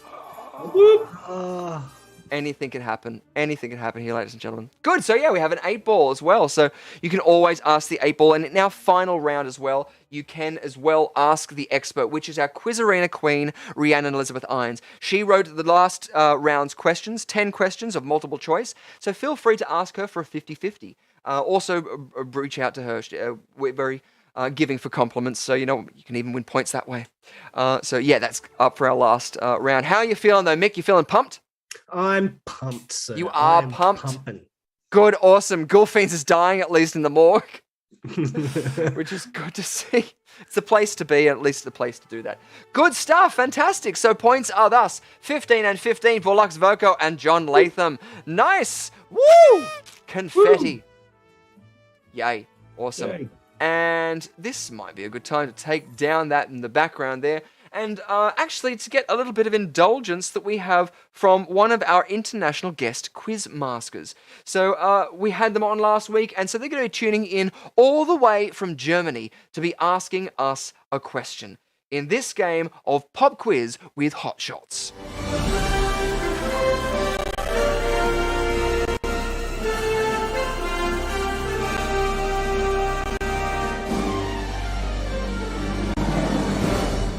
Hello, everyone.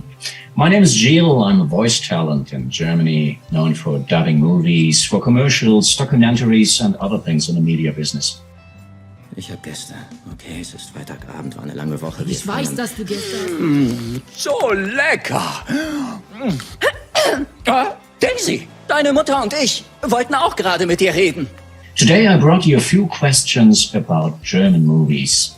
So listen carefully to my awful accent and try to find the right answers to the following. The submarine models used in Das Boot, the movie from 1981, were also used in which big screen adventure blockbuster?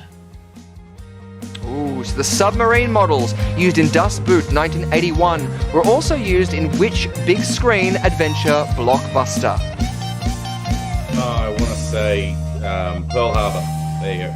Nice, Pearl Harbor. Yes, it was a big blockbuster, wasn't it? It was very big. Oh, I'm not going to do that. Yeah, I'm going to do that. Ha, ha, ha, because it plays the stinger otherwise. Good, confetti. Good, so Pearl Harbor already out there. Lux Voco, another one. What would you be thinking? What other blockbuster do you think they used the submarine models from Das Boot?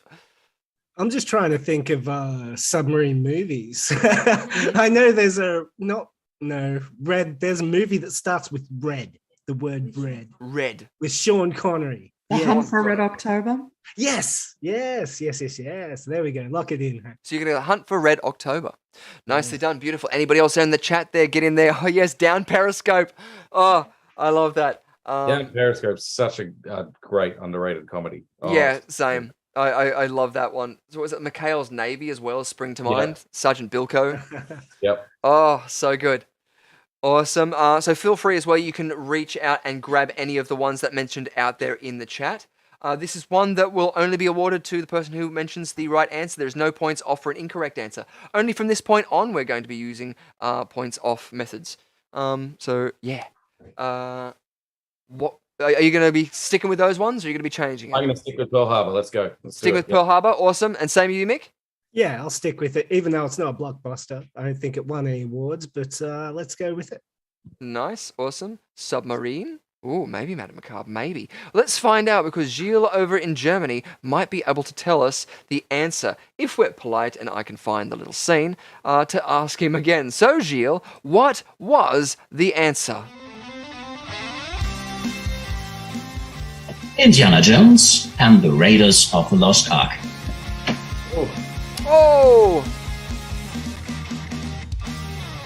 Nicely done on another game of Pop Quiz with Hot Shots. I mean, I did more hours of ADR on...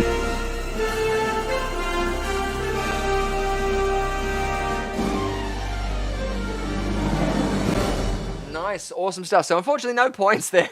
Oh. No points. Do I get points since Sean Connery was in the second Indiana Jones? Oh, look, for being cheeky. I'm aiming for no points, actually, so No? never mind that. Yeah, well, that's it. Because you're going for no points and you're being cheeky, I'm giving you a point. Oh, no. I know, yes. I love it. Awesome. Great stuff. Beautiful work. Awesome. Well, are there any courses out there that you would like to give a shout out to? Because I do want to make mention to one of the courses that Ree has been working with, and that is Kiss Goodbye to MS. She's been running all around, doing some amazing courses, and you guys can contribute to her campaign out there as well, if you so wish. And did you want to tell us a little bit about it, Ree? Oh, sure. As we all know, through the month of May, I have been walking and running at 50 kilometers to raise money for multiple sclerosis research, mostly. Because did you know that there is no cure? That's right. Multiple sclerosis affects far too many people in this world, and it knocks people down in the prime of their life. So I have been quite successful so far. We've only got a few days left of May, and I am very, very pleased to say I've only got 6 kilometers to go. It has been absolutely amazing. I've been able to get out there, and with Shadow up and well again, I've got my buddy back. So jump on to Kiss Goodbye to MS, show your support, help me raise some much needed funds.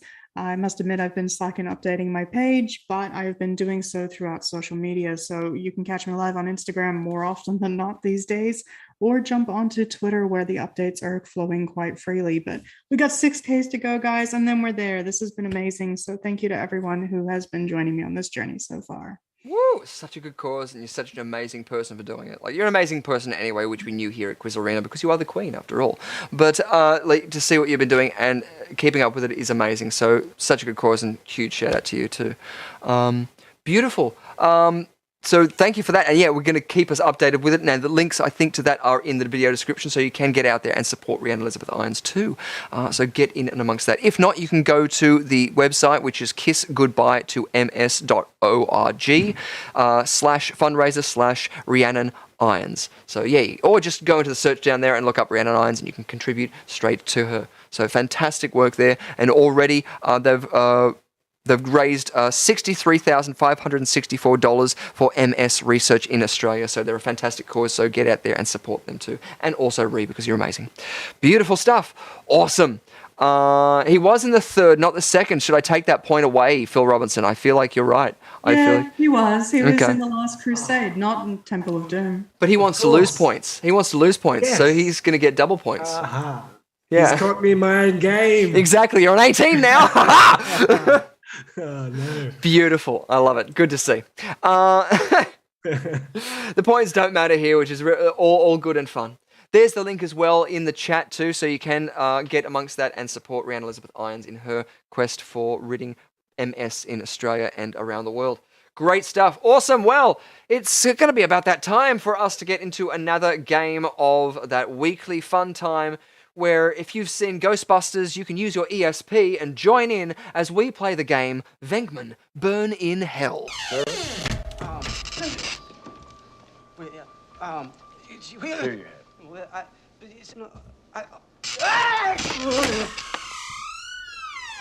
As we take out the 5 Xena cards, yes, Mick, you're all au fait and familiar with this, yes, but the other people might not be. John, have you ever used the Xena cards before, ever done this? No, I haven't. No, let's go for it. It's a bit of fun. So it's just 5 cards, 5 different shapes. I'm going to hold up one, and I want you to guess what it is. It's literally just a choice of 5. I'm going to be trying to communicate through my eyes and mind and fixtures, lighting fixtures mainly, to try and get it across to you, whichever one it is. But who knows? It's going to be completely random. Everybody else there in the chat as well has the chance of doing it. There is double points, so 2 points for correct answer, 2 points off for an incorrect answer that you have the chance of winning. Good, so the choices are a black box, a red cross, blue wavy lines, a yellow circle, or a green star. Beautiful stuff. Choices are thus. So already get out there and get a guess. And also this is something that everyone in the household can play along with as well. If you have animals, you can allocate it to them. They can be your random Caldrizian. You can also get people and other people, like, if someone's playing, like, Fortnite or some sort of game in the other room, and just get them to call out one of the cards, you can get that points for it as well. Beautiful stuff, and it's a good shout out to the Australian Skeptical Society, which you can win $100,000 for proof of psychic claims. So yeah, get in amongst them. I'm going to not try and anything foxy. I'm just going to literally pick one off the screen here.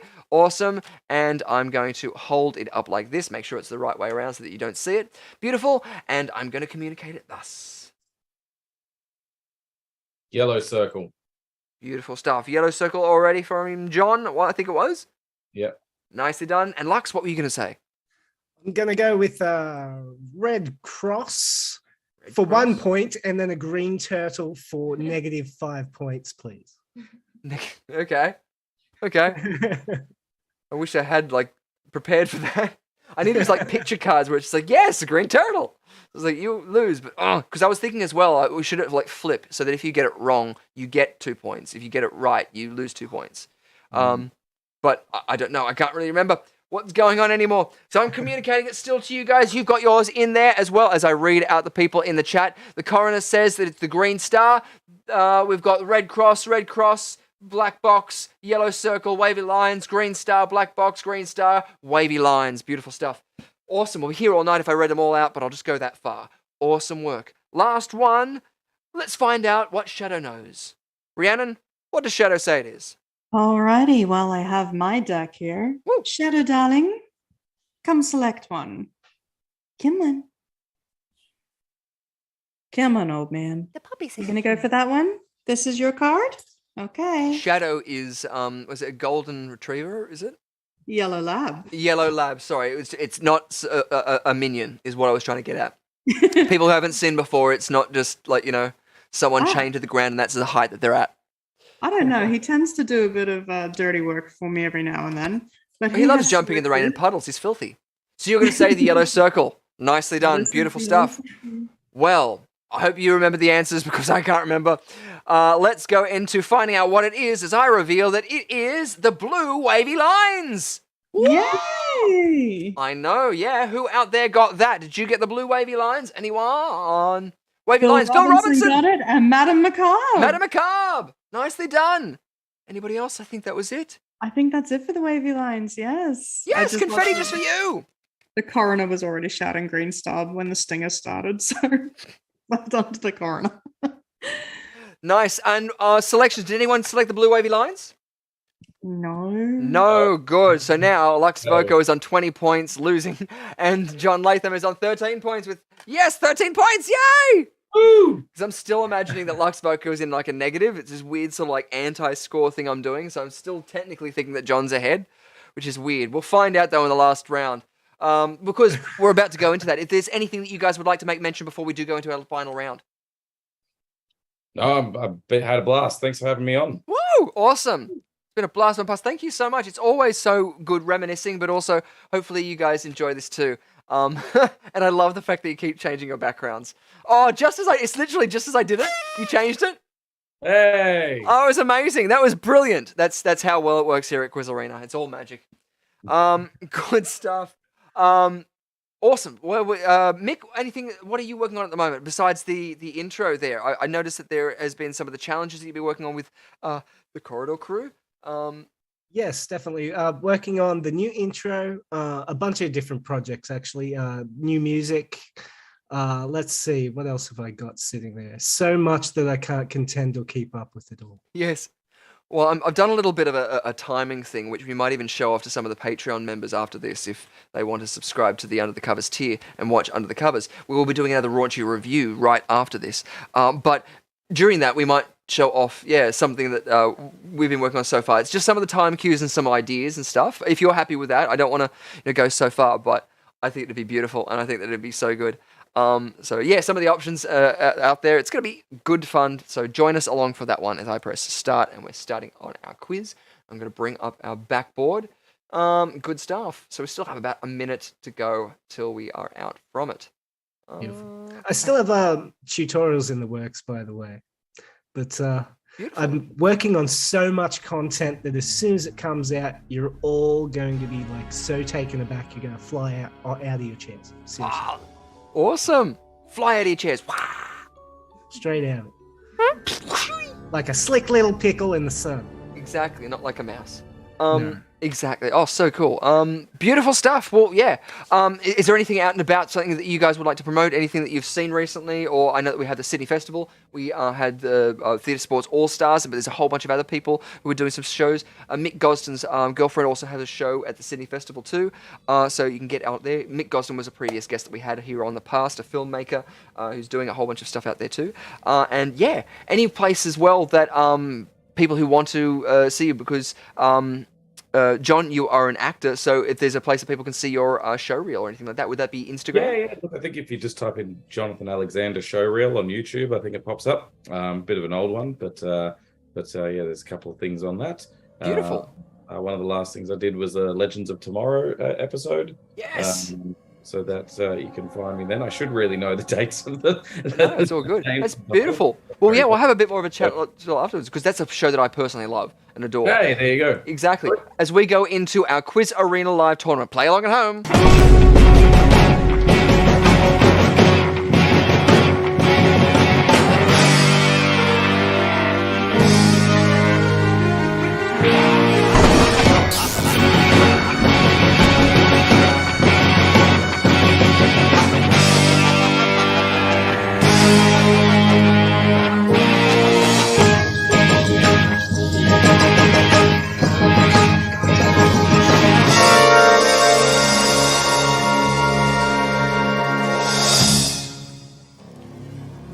Beautiful. So our first question. Which Naughty Dog game title was the first to receive a film adaptation? 1. Wing Commander. 2. Uncharted. 3. Tomb Raider. 4. Max Payne. 3. Awesome. So you're going to say Tomb Raider. It sounds like you've played this game before. Mm. Yes, it's in Tomb Raider. I'm Yes. alluding to. Yeah. Yes, of course. Wing Commander could be one that's in there, but no, Uncharted was only recently, I believe, and Max Payne was a couple years ago. But I believe Angelina Jolie ran around as Tomb Raider before. Yeah, maybe. Ran around as Max Payne. Max Payne. I love the bullet time. What would you be thinking, Lux? Yeah, I'll go Tomb Raider. I thought it might have been Max Payne, but I think that comes a little later. Yeah, awesome. Angelina Cool. Jolie for the win. Sweet. So you're going Tomb Raider. Both of you going Tomb Raider. Nice. Jotting in there straight away. And remember, too, that you do have the ability to get a 50-50 from our Quiz Arena Queen on some of the questions. You have one each. And as well, everybody else out there in the chat, feel free to play along literally just by jotting in the number into the chat, and that will reveal the answer.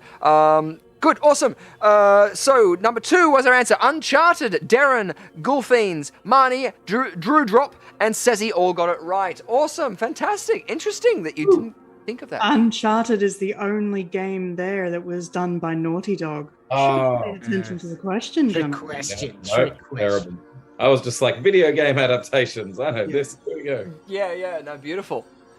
Beautiful. Our next question as well is coming up now. Which movie characters are based on a criticism made by George Carlin in his HBO special, George Carlin, You Are All Diseased, 1999? 1. Wild Hogs. 2. Mad Max. 3. Hellride. 4. Beyond the Law.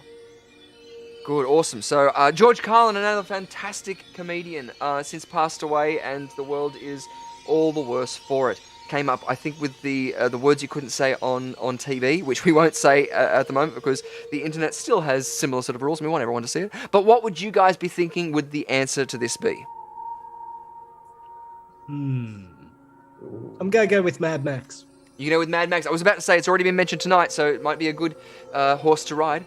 1 point on for a correct answer, 2 points off for an incorrect answer as well, I should have said too. And I'm going back to the same method with you, Mick. Going in reverse. George Carlin is my favorite comedian / prophet. Yes, good point. Awesome. I didn't hear an answer from either of you, so you both lost 2 points. The answer was Wild Hogs. Kate, you got the point. Awesome, that's all right. It is a time round, unfortunately, so we are at the clock. When you guys see it coming back to this screen, that's going to be the best time when you've got to lock it in. Sweet. Nice. Nice. Kate Miller definitely knows their stuff and got in and amongst it. Awesome. On George Carlin, too. Just brilliant. What was it? Bogus Adventure. You know the one? Bill and Ted. That's the show. Yes. Yeah. References. Question number 3. In The Last of the Mohicans, 1992, Hawkeye's real name was changed to Nathaniel Poe. What was his real name in the novel? 1. Uncas, or Uncas. 2. Natty Bumpo. 3. Magua. 4. Chingachgook. I should really read these before I just read them out for the first time. Yes, but it's so entertaining when you. It is, I know. That's why you put these in here, isn't it? It's just like, yeah, let's watch him stumble over his linguistical things. I do like tongue twisters, and so that's why I prepare. But what would you guys be saying? Going 2. 2. Natty. Natty Bumpo. Go Natty Bumpo. Natty Bumpo. Both of you going Natty Bumpo. Beautiful stuff. Awesome. Yeah, I'm going to be really mean. Awesome. Good. So that's a good one. What's the answer, Ree? Hey! It is Natty Bumpo. Yes. Nicely done. Beautiful stuff. I have to admit, I just guessed it because it sounded really rad. It did. It's well, each and every one of those names is a character featured in Lost of the Mohicans. Come on, guys. You can't have an author on here and not have a literature question. Exactly. Awesome. Gulfiends, Darren, Suzuhara, Phil, and Sezzy all got that right. Beautiful stuff, and congratulations, work there. Awesome. Oh, they're back. They enjoy us chatting. As we go into our screen again, including Maureen Prescott's death. What is the total body count for the Scream franchise? 1. 57. 2. 55. 3. 53. 4. 51. I'm going to go 2. 55. Nice. I'll go 53. Number 3. So number 2 and number 3 you're going for? Beautiful. Okay. Awesome. Good. Awesome. Sorry, doing stuff in the background a bit, but nice. We've come back to it. Awesome. Now is your time to lock it in. And so you're saying number 2 and number 3. Beautiful stuff. Remember, you do have 50-50s that you can use, even though we're up to question number 4. If they're smart, they'll hold on to them. Yeah, Ree, what's the answer? It is 51. It is 51. Unfortunately, 2 points off. They don't call me the Scream Queen for nothing. Exactly. Ghoulfiends, Marnie, Phil, and Kate all got that right. So congratulations out there. Nicely done. Whoop, whoop, whoop, whee! Awesome. Good. Nice. As we're going into our next question. So now we're about halfway through it, up to our question number 5. So yes, we're going to find out about it next. Oh boy. Here we go. It takes a legend to make a star is the tagline for which musical? 1, Singin' in the Rain. 2, In the Heights. 3, Fame. 4, Burlesque. It takes a legend to make a star. It's the tagline for which musical? Singin' in the Rain, In the Heights, Fame, or Burlesque. Are you guys familiar with any of these musicals? Yes, I'm going to go with Burlesque. You're going to go with Burlesque, said such. I thought that the Bohemian Rhapsody had a very similar tagline, but maybe I'm wrong. But I'm going to go for Burlesque. Nice. Both going Burlesque. Nicely done. Awesome. You've seen Singin' in the Rain, I'm assuming. Singing in the Rain. Nice. And yeah, because you've seen Singin' in the Rain, that's why I'm assuming you're going away from that. Well, I was hoping to lose, They're Richard. remaking that with Tom Holland. They're not remaking it. They're doing a Fred Astaire biopic or something. Oh, really? Well, he wasn't in it. Gene Kelly was in Singin' in the Rain. But Gene Kelly was. that's all right. He used stairs in it, so I'll give you that. Burlesque was the answer. So, points. Nicely done. And Drew, Drop, Sezzy, Riri, Marnie, Phil, and Darren, plus 2 other players all got that right. So, congratulations. Nicely done. Seems like they've all seen Burlesque. It takes a legend to make a star. Beautiful stuff. Oh, there's a certain scene in Fame that sort of just resounds in my head. It's just sort of like, ah! Even though that's one terrible part of the industry, it's just like, oh, no longer anymore, hopefully. Good stuff. Our next question as we go into it, it is, which teen movie is based on the book How I Created My Perfect Prom Date by Todd Strasser? 1, She's All That. 2, Pretty in Pink. 3, Mean Girls. 4, Drive Me Crazy. Drive me crazy. Drive me crazy. That's like saying it. 1, She's All That. She's All That. Awesome. Going into it. Nice. I'm going to go Pretty in Pink. Pretty in Pink. Beautiful. Awesome work there. Remember, you still can use those 50-50s at any chance to do that. Beautiful. What's the answer? Wait, not just yet, Ree. We'll give them a couple more seconds because the people out there can still get in there. Awesome. What would be the answer for this question, Ree? There we go. Well, you should have gone with a 50-50 because I would have knocked out She's All That and Pretty in Pink. But because you didn't, the answer is Drive Me Crazy. Drive me crazy. Nicely done. So no one got any points for that one. In fact, they got 2 points off each. But Suzuhara and Ghoulfiends all got that right. Unfortunately, nobody else did. So nicely done there with Drive Me Crazy. Drive me crazy. I can't remember who sings that song, but I'm seeing Phil Collins in my head, and I know that's not right reference. She Drives Me Crazy was Fine Young Cannibals, but Drive Me Crazy was, Crazy was Britney, and that was what the movie was based on. Ah, cool, awesome. It had its name changed to Drive Me Crazy to fit in with Britney Spears' Crazy video. Beautiful. It all comes around what goes around. You know, if everyone married someone from a different race, then in one generation there would be no prejudice. Is a quote from which film? 1, 13. 2, Prozac Nation. 3, Mimi's First Time. 4, Lords of Dogtown. You know, if everyone married someone from a different race, then in one generation there would be no prejudice. What film is that quote from? I'm going to go with Prozac Nation. Prozac Nation. I'm going to use my 50-50. Yeah, use that 50-50. Knock 2 out, Ree. I'm knocking out Mimi's First Time and Lords of Dogtown. Boom, boom. Nicely done. You go with 13. Yep. Awesome. 13 and Prozac Nation both locked in. Dun. Nice. Got to time that sound effect better. Between 13 and Lords of Dogtown. So I was like, I need a 50-50. Nice. So you got the point, didn't you? Nicely Hey. done. Beautiful stuff. It's creeping up. 8 points versus Lux Vocos, 10 points. So he's still ahead, but still there is 3 answers left. Ghoulfiends, Kate, Marnie, Phil, and Ceci all got that right with 13. Congratulations. Nice. Awesome. Getting in amongst there and try and get in there for our last 3 rounds of questions. Good work. Nice. Question number 8. What was the last animated feature to be released that Walt Disney produced before his death? 1. The Sword in the Stone. 2. The Jungle Book. 3. Robin Hood. 4. The Lady and the Tramp. Good. So I have mentioned what the last Walt Disney film that he produced before his death was, but not the animated feature. So what was the last animated feature to be released that Walt Disney produced before his death? Sword in the Stone, Jungle Book, Robin Hood, or Lady and the Tramp? I'll use my 50-50, Rich. Boom! Nice! Knock 2 of those out, Ree. Goodbye, Robin Hood and Lady and the Tramp. Nice. So Sword in the Stone or Jungle Book, which would you be thinking?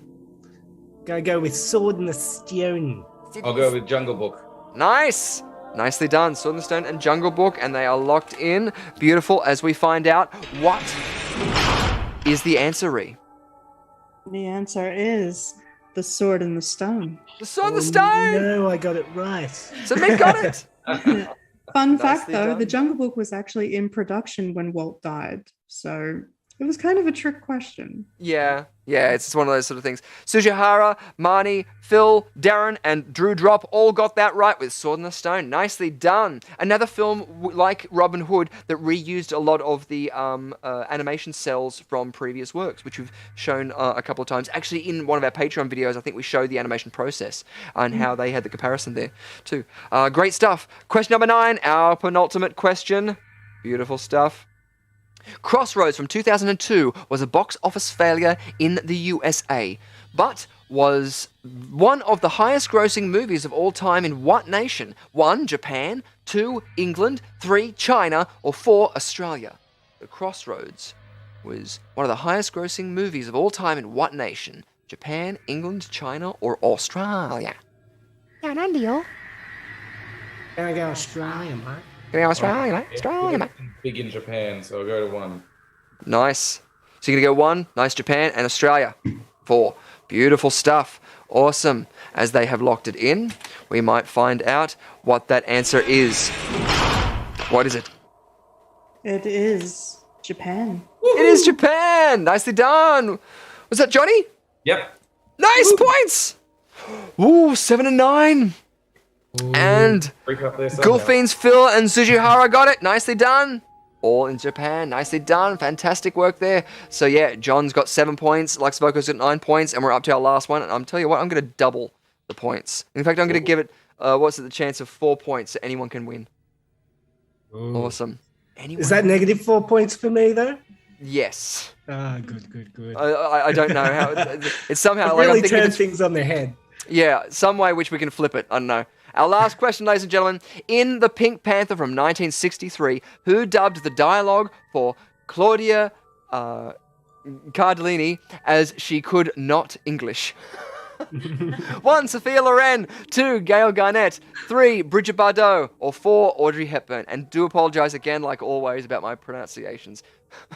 But I do love the phrasing of that, as she could not English. 1. Sophia Loren. You're going to go Sophia Loren. Awesome.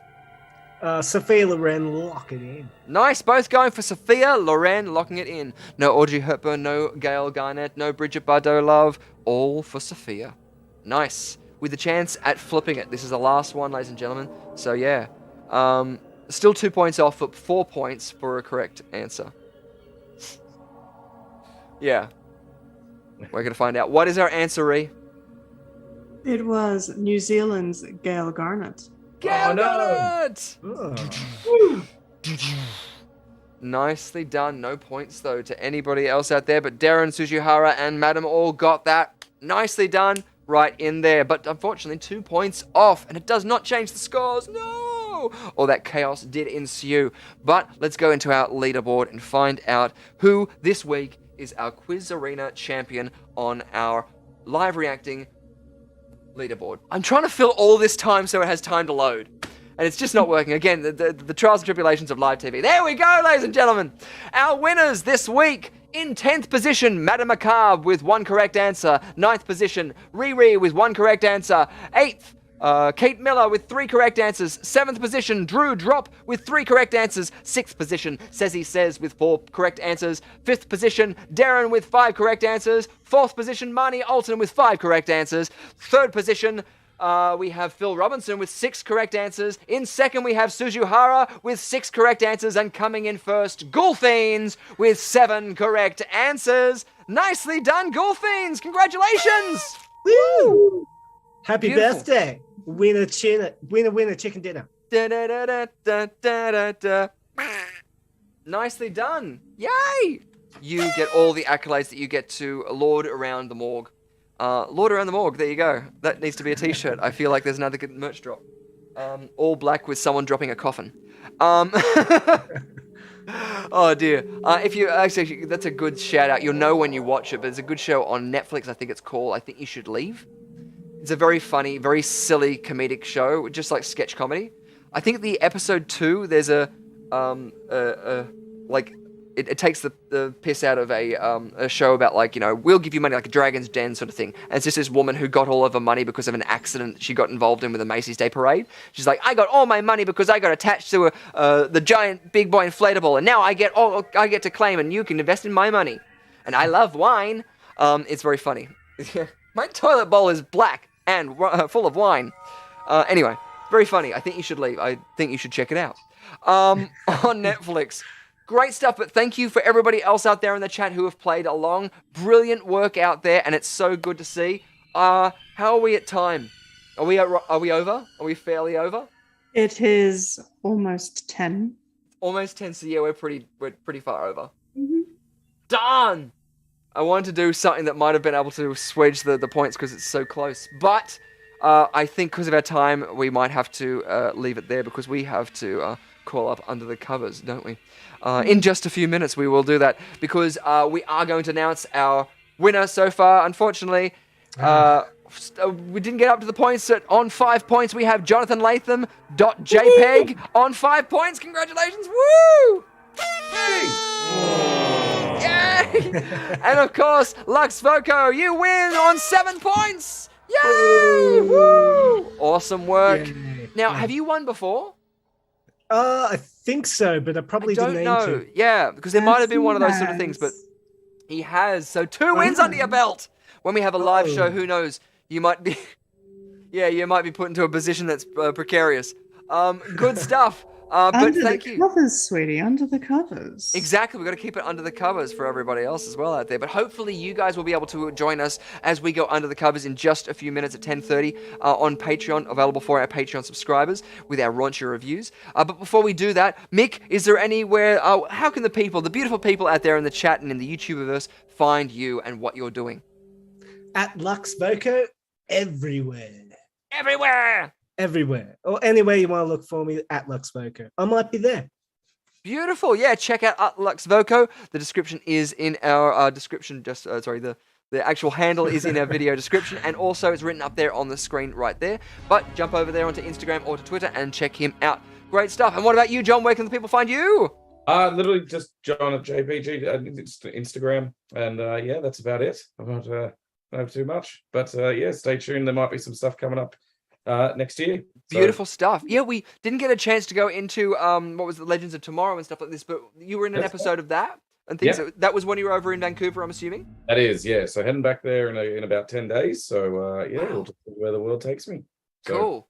Fantastic. Yeah. We'll be looking out for it as well. Is there a particular episode that we should be looking out for? But it's what we're just going to shout out to watching the episode. The name of the episode was called Return of the Mac, but I can't remember the number. I believe it's season 3. Nice. Return of the Mac. Very Return cool. of the Mac. You'll see that glorious mustache that you put up as a thumbnail. Yes. Feature in that episode. Perfect. But yeah, no, a lot of the other work's just been, if you play video games, you've probably played me. So that's the other way to, yeah. So at some point, that's so cool. good. That's the way to do it. Beautiful stuff. Well, thank you guys both for joining us tonight, and hopefully we'll be able to have you guys on at another time. We have sort of been talking about the time delay, so even if you're over in Vancouver, we'll hopefully be able to work it out in a time. Yep. If not, we'll get you in for a pop quiz with hot shots so that you can ask our viewers a question. And hopefully we'll be seeing each other soon over in our old haunt, which is Luna Park, very, very soon. Fantastic. And a shout out there to everybody in Australia. If you are in Sydney, jump on over to Luna Park Sydney and check it out there. They have new roller coasters, they have new attractions, new characters as well, and it's a lot of fun for a lot less of that you'd be paying for going out doing things. You can have the whole day out there. You've got the harbour, you get the ferry over, you can get popcorn, they have food, and they even have a licensed venue there, I do think. I had their white bait at Sonar so many times when we did a show there, and that was a lot of our paychecks just going straight into that. So good stuff. And thank you again, too, because we would love to have you and Maresca on again for a good old catch-up with... maybe we'll see if we can get Reese on as well, too. Yes. And some others. Amazing. Yeah, Elbridge as well, I don't know. Karina? Let's do it. Yes, absolutely. Yeah. Beautiful. Great stuff. Well, thank you guys so much. And thank you again, Mick out the back there, and everybody else out there in chat. And of course, Ree, thank you so much. I could not do this without you. And the questions this week were mwah, chef's kiss, just like every week. So thank you again so much. Oh, you're welcome, sweetie. You're always welcome. Yay! Oh, good. I like to be welcomed. It's good. A warm hand on my opening is something we all aspire to. But I should be saving all of these things for Under the Covers, because what are we about to do? Well, I don't know about you, but I'm about to head upstairs and dust off my writing crop, because this week we tackle 50 Shades of Grey. Ooh, 50 Shades, all under the covers. Let's give them a little bit of a sneak peek, though. What happens under the covers doesn't always stay under the covers. Join QUIZarenaLIVE host Richard Lovegrove and erotic author Rhiannon Elizabeth Irons for a night of debauchery as they give in to dark desires.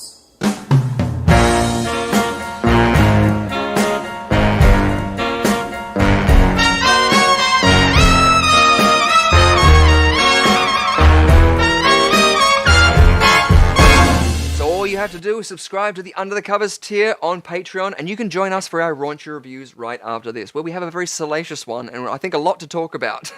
So it's going to be fun. So join us for that one, and thank you guys all for joining us each week here on Quiz Arena, here on YouTube. 7:30, it's the place to be. Tell your friends, share it around with everybody, because we'll be here same bat time, same bat channel, here on YouTube for the Quiz Arena Live. Thanks so much, ladies and gentlemen. Rock on, keep it real, and wear those feather socks. All fun and games.